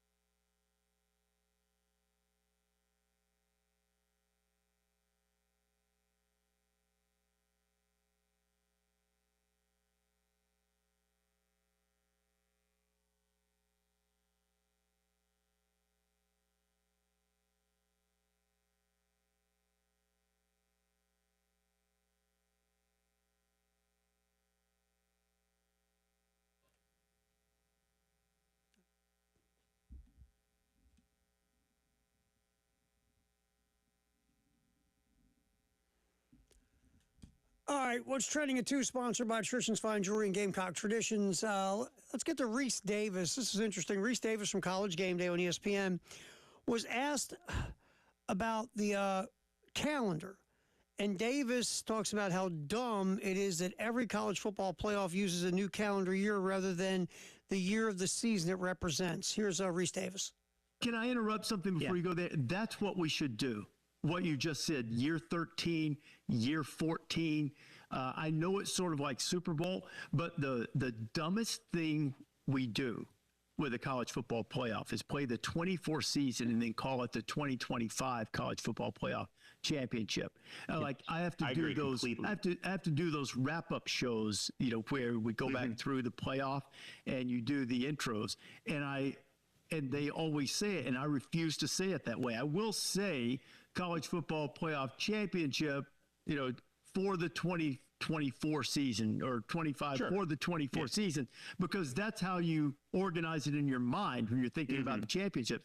There's the answer. I mean, you don't have to use the Roman numerals if you don't want to. Use Helvetica font. I don't care what you do, but just do it something where it's consistent and everybody understands what year it is or what season it represents. It's just it's a little weird. I mean, you play, but the NFL kind of does that with the Super Bowl. The Super Bowl's played after the next year when the season was pretty much taken care of the year before. So it's a little weird, a little clunky with the college football playoff. I get where Reese Davis is going though. But what's so funny though? And this is just what college football is, even more than college basketball. College football. It's just we are now, because it's part of what makes the sport so much fun to us and so endearing, I guess. We just like complaining. Everybody criticizes, everybody complains, everybody's got a problem with everything. I raise my hand, I do. It's just the reality of what college football is. That and the combination of the powers that be have screwed a lot of this up so bad. It's human nature to complain. We talked about this earlier in the show, that you should have a clear tiebreaker criteria for the college football playoff. Like, for example, number 1's head-to-head. Number 2, one-loss record versus top 25 teams. Or number 3 is strength of schedule. However you want to do it, but you need to have a clear criteria. But it will never happen because it takes away the fun of the debate. It takes away the fun of the show coming up every week where you unveil the college football playoff rankings. And if you had a clear-cut tiebreaker system that makes sense, then you wouldn't have all this back and forth and mumbo-jumbo where week to week we seem to change we just change what's important and what's not important to fit our agenda. But you're never going to do that because it takes away the fun of arguing about it, right? That's what makes this even more compelling is it makes no sense. There are people in the world of college football that don't want this to make sense because the more it makes sense, the less fun it would be. Because it would be, more fair and more objective and more efficient. And what we like about college football, it's none of that stuff. It's not fair, objective, or efficient. It's sloppy. But it's our kind of sloppy. It's like yesterday, I was eating a brownie, and it was like, a lot of icing. It had all over my face. I think I had more brownie icing on my face than I actually ate. But you know what? It was sloppy, but it was really good. Sometimes we really like sloppy, Dave. Matter of fact, I had it I went upstairs, and I thought I got it all off. I went upstairs, and I had it under my chin. How do you get icing under your chin, Dave? When you really like the brownie. I was like, how the hell do I get icing under my chin? I was starting to look at my eyebrows and my forehead. Do I have icing on my forehead? My God, I'm a mess. I was a sloppy mess. But some things are great as a sloppy mess. In college football, we love it as a sloppy mess. We don't want it to make sense. We don't want computers picking this because it'd be efficient and objective and it would make sense, and nobody wants that. Not really. It depends on how you write the program. But nobody even wants it because unless you can write a sloppy program. I mean, that old computer system, that didn't win Well, great. because no, it was efficient and it was cutthroat and it didn't have agendas. We hate committees, but we like them because they're human beings who are doing this, and we can criticize human beings. You can't yell at a computer. You can. I yell at this one in here. Yeah, but it didn't say anything back to you, so you're like, what am I doing? I look like an idiot. I'm yelling at a computer. You know what I mean? It's no fun. It's no fun. We want college football to be sloppy and messy and not objective and not efficient. It's no fun. Some of the most fun things in the world are not efficient. They're sloppy. So that's why all this stuff isn't going to happen. Because we like it just the way it is. Because it's fun. And we get to yap and debate it during the week. But there's Reese Davis. That was good stuff. NBA playoffs tonight. Indiana and the Knicks. The game's in Indiana. I think the Pacers win to go 3-1. Look, it's so funny. And you saw this example in the Western Conference Final. In Game 3, Oklahoma City is at home, and they win Game 1 and 2, right? Then they go to Minnesota, and they get boat raced by 40, 50, 100, whatever it was. Minnesota looked fantastic. Oklahoma City looked like a wreck. So what happened last night? Everybody's going, ooh, Minnesota. They could win Game 4 at home. We got ourselves a series here. What happened? Oklahoma City found a way. Because they're the better team. Indiana is shown to be the better team in this series with the Knicks. And I think in a 7-game series, it feels like Indiana is a tick better. Just by watching both teams play. I think Indiana will win tonight. I think we'll make a lot of, Indiana choking away a 20-point lead. And obviously there's some injury stuff going on with the Pacers. But if Indiana's healthy, I think they win tonight and go up 3-1.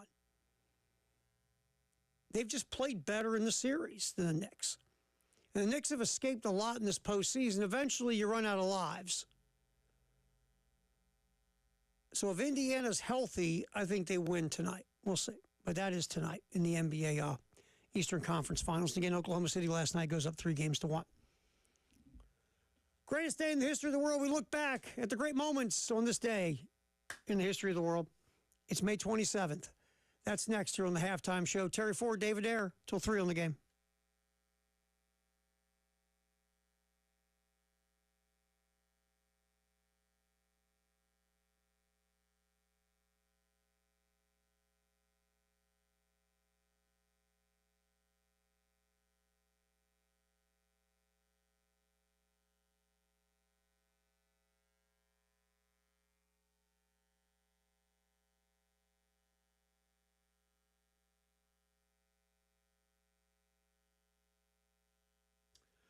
The Men's Clinic of South Carolina here to help you.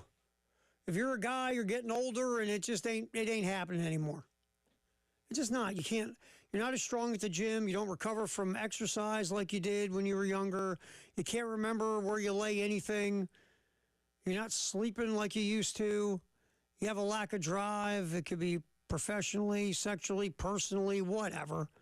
You're just not you right now. And, of course, it weirds you out, but you don't talk to anybody. We're guys. We're cool. We're macho. But you are concerned. But it could just be low testosterone, to be honest. Call 803-875-MENS. Set up a free confidential consultation with the crew at the Men's Clinic of South Carolina. They'll listen to your story. If they think it could be low T, they'll do lab work. If it comes back low testosterone, they'll put you on a personalized program set up for you to get you being back to you again. 803-875-MENS. Make the call. Men's Clinic of South Carolina.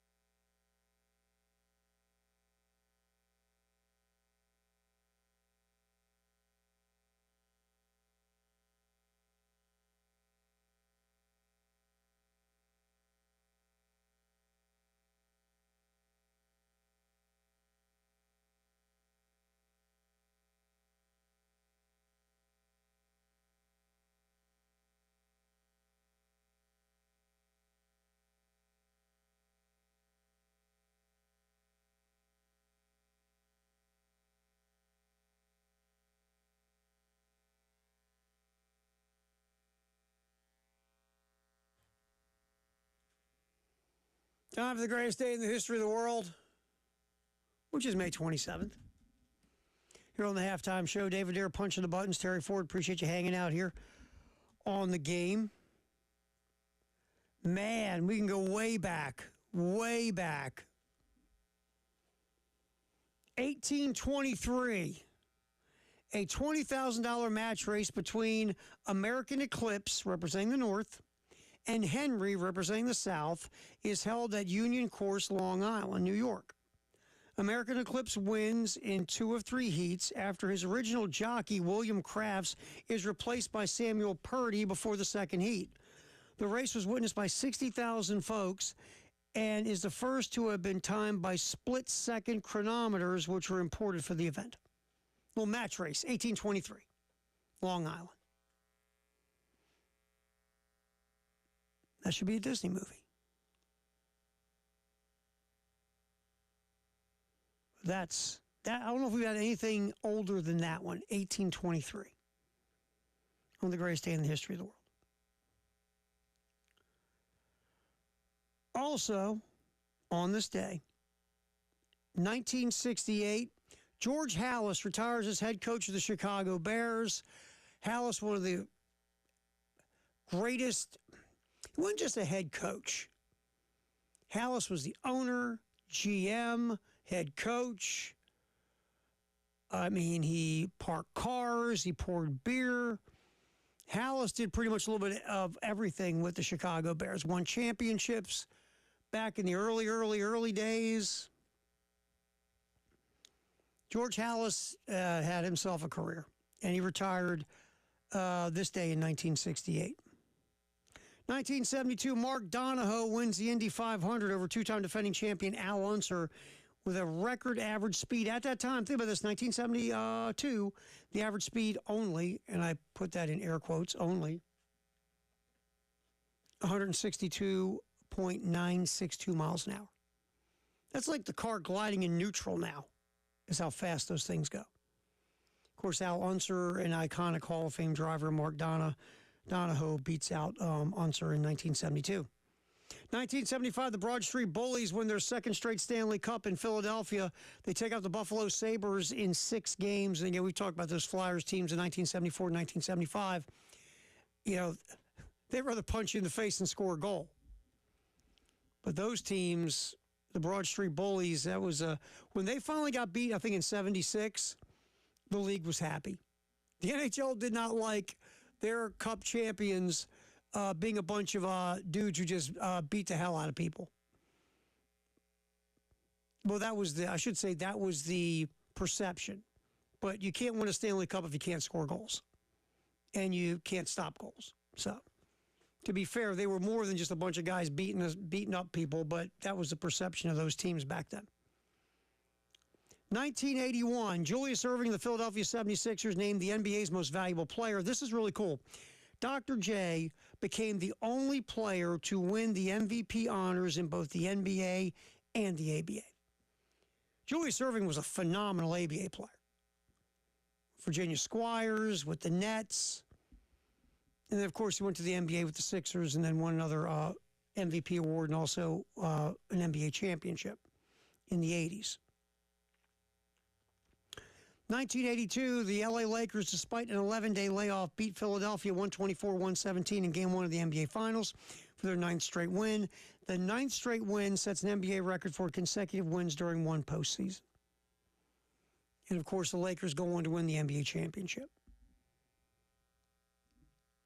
Also, greatest day in the history of the world, as we just keep rolling along. This day in 1985, Scott Wedman, you're like, who? Scott Wedman was a decent NBA player for a bit. Scott Wedman sinks 4 3-pointers without a miss, shot 11 for 11 overall. Both were NBA Finals records. As Boston routed LA 148-114 in Game 1 in 1985. Boston's 148 points and 62 field goals are NBA Finals records. Tell you, the Larry Bird Celtics and the Magic Johnson Lakers, what was it, 3 times they played in the NBA Finals. LA won 2 of them. But that That was a rivalry back in those days. Back in the old days, they had a great 30 for 30 on it here in the last year about the Celtics and the Lakers. That was just really good stuff. A lot more Indy 500 stuff on this day in the greatest day in the history of the world. Ari Lewandijk wins the fastest Indy 500 by beating out former winner Bobby Rahal over the final 33 laps for his first IndyCar victory in 76 races. The average speed, now we're getting somewhere, almost 186 miles an hour. Now we got it going. That was 1990. 1998, Pete Sampras was at his prime. Was never, though, but even though Sampras was at his prime, he was never great at the French Open. Sampras's game just didn't fit the clay in Roland Garros. Well, Pete Sampras on this day in 1998 was ousted at the French Open by a 21-year-old from Paraguay named Ramon Delgado. Delgado was ranked 97th in the world. Again, Sampras, you at the U.S. Open, Sampras at Wimbledon, money. At the French Open, Sampras struggled. Just did. This day in 2001, a senior PGA champion and five-time British Open champion Tom Watson wins the first of 6 Champions Tour major titles with a win over Jim Thorpe. Yeah, Watson went on and had a really good senior tour career as well as a phenomenal PGA Tour career. This day in 2001, I'm going to screw up the name, but who cares? Because there's no way I can get this. Hicham El Guerrerji runs the fastest outdoor mile ever in the United States, and high school sensation Alan Webb breaks 4 minutes outdoors. El Guerrerji wins in 3:49.92, shattering the U.S. all-comers record of 3:50.86. Webb, a lot was made of Webb. He was an 18-year-old from Reston, Virginia, put on a brilliant last lap burst to finish 5th, and he smashed the high school mile record set by Jim Ryan, a great distance runner in the U.S. back in 1965. Man, I knew I was going to butcher that name. I knew it. Greatest day in the history of the world here on the Halftime Show. We'll get a few more in here. Against a lot of Indy 500 stuff on this day. Dario Franchitti wins in 2007. Also winning on this day, Franchitti again in 2012 as well. Won the Indy 500 for the 3rd time on this day in 2012. So a lot of Indy 500. Also on this day in 2012, Manu Ginobili scores 26 points. San Antonio wins its 19th in a row to tie an NBA record for longest win streak in the playoffs. Spurs beat Oklahoma City. This day in 2014, the University of Wisconsin-Whitewater becomes the only school in NCAA history to win championships in football, men's basketball, and baseball in the same school year. Wisconsin-Whitewater was a college football power. Lance Leipold was the head coach at Wisconsin-Whitewater, if my memory serves me. All right, there you go. Greatest day in the history of the world. May the 27th. Here on the Halftime Show.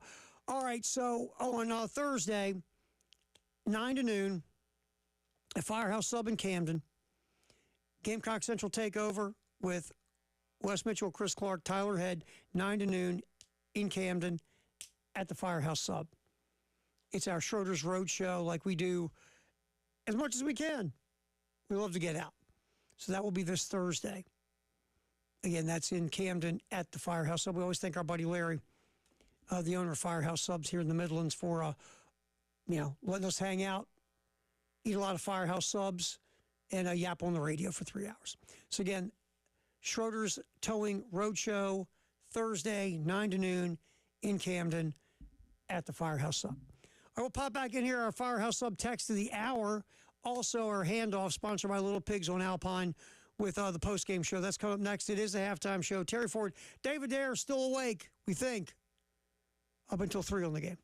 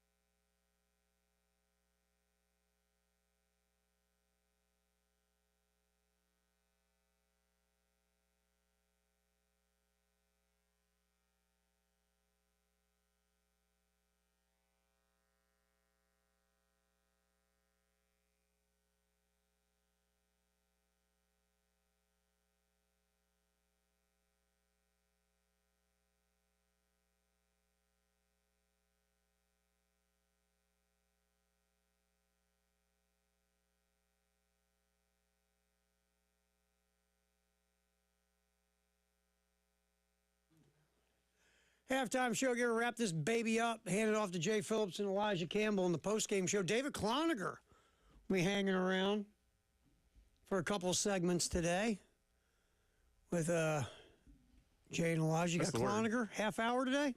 Well, don't pop yourself in the grill, man. Well, we need longer cables for these headphones.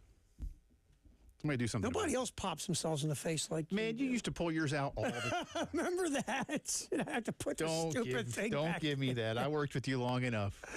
How many times? You'd get all, just like me, you'd get all animated, and then you'd be like, pop, there went the thing. I would do that all the time, at least once a show. Yeah, at least once a show. I did.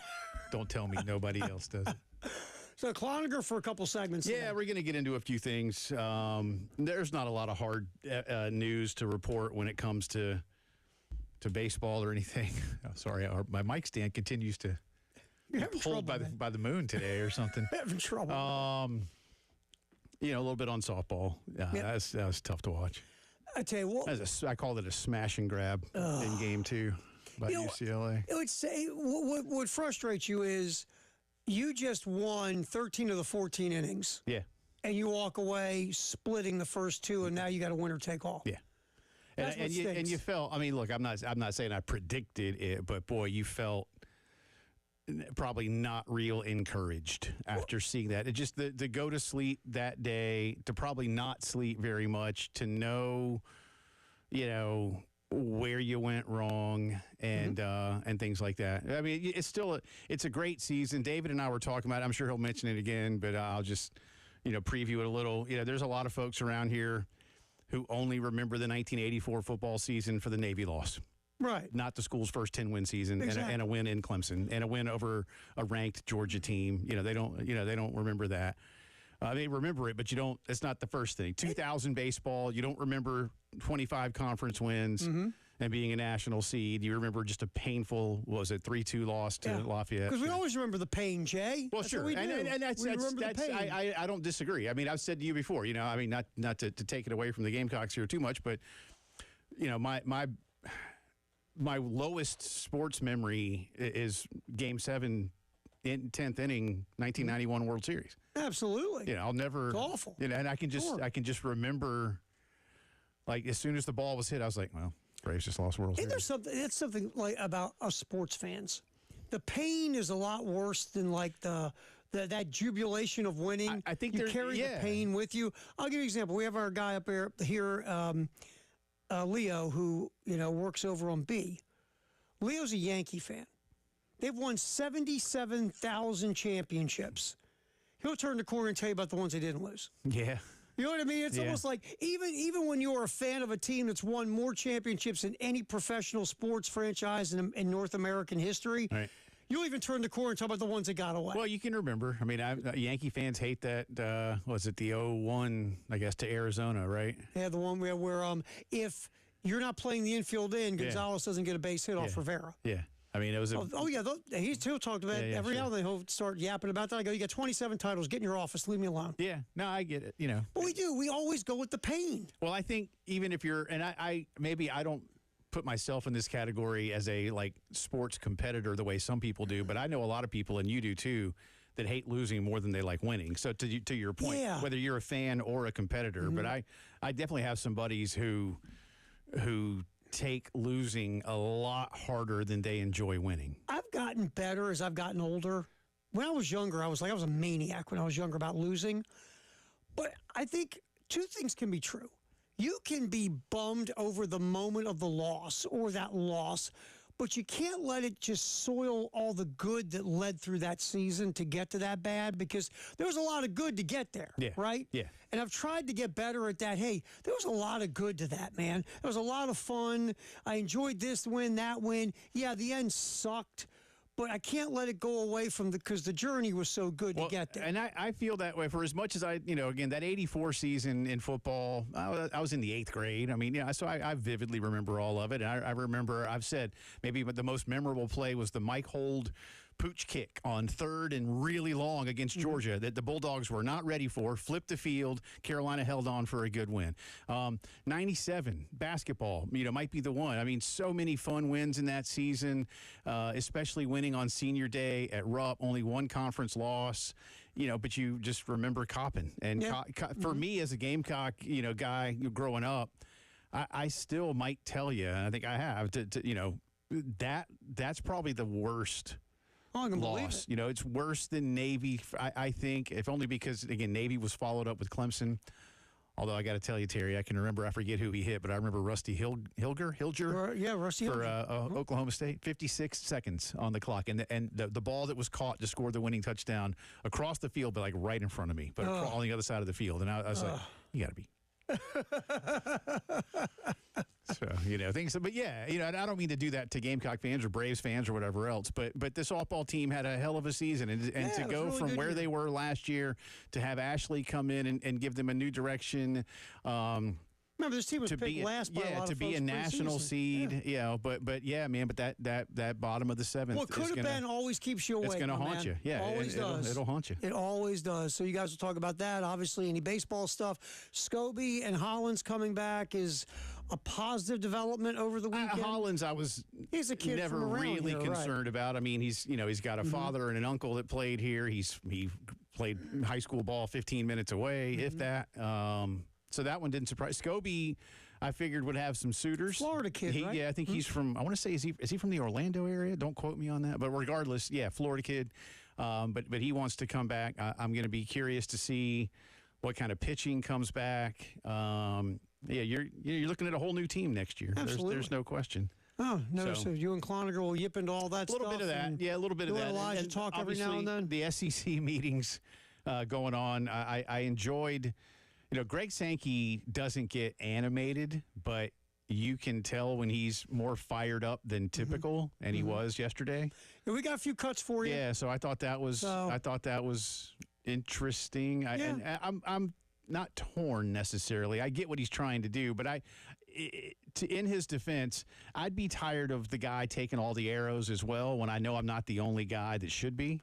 Well, absolutely. No, that's spot on. It just really is. It's to the point of like, Greg Sankey's not the commissioner of college football and running college football. No. There's a lot of, again, we know there's so many cooks in that kitchen, nobody can get to the pots and pans. Yes. So you'll talk about all that stuff. All that and more. All right, man. Post-game show's next. Dave, good work, my man. We'll do it again tomorrow.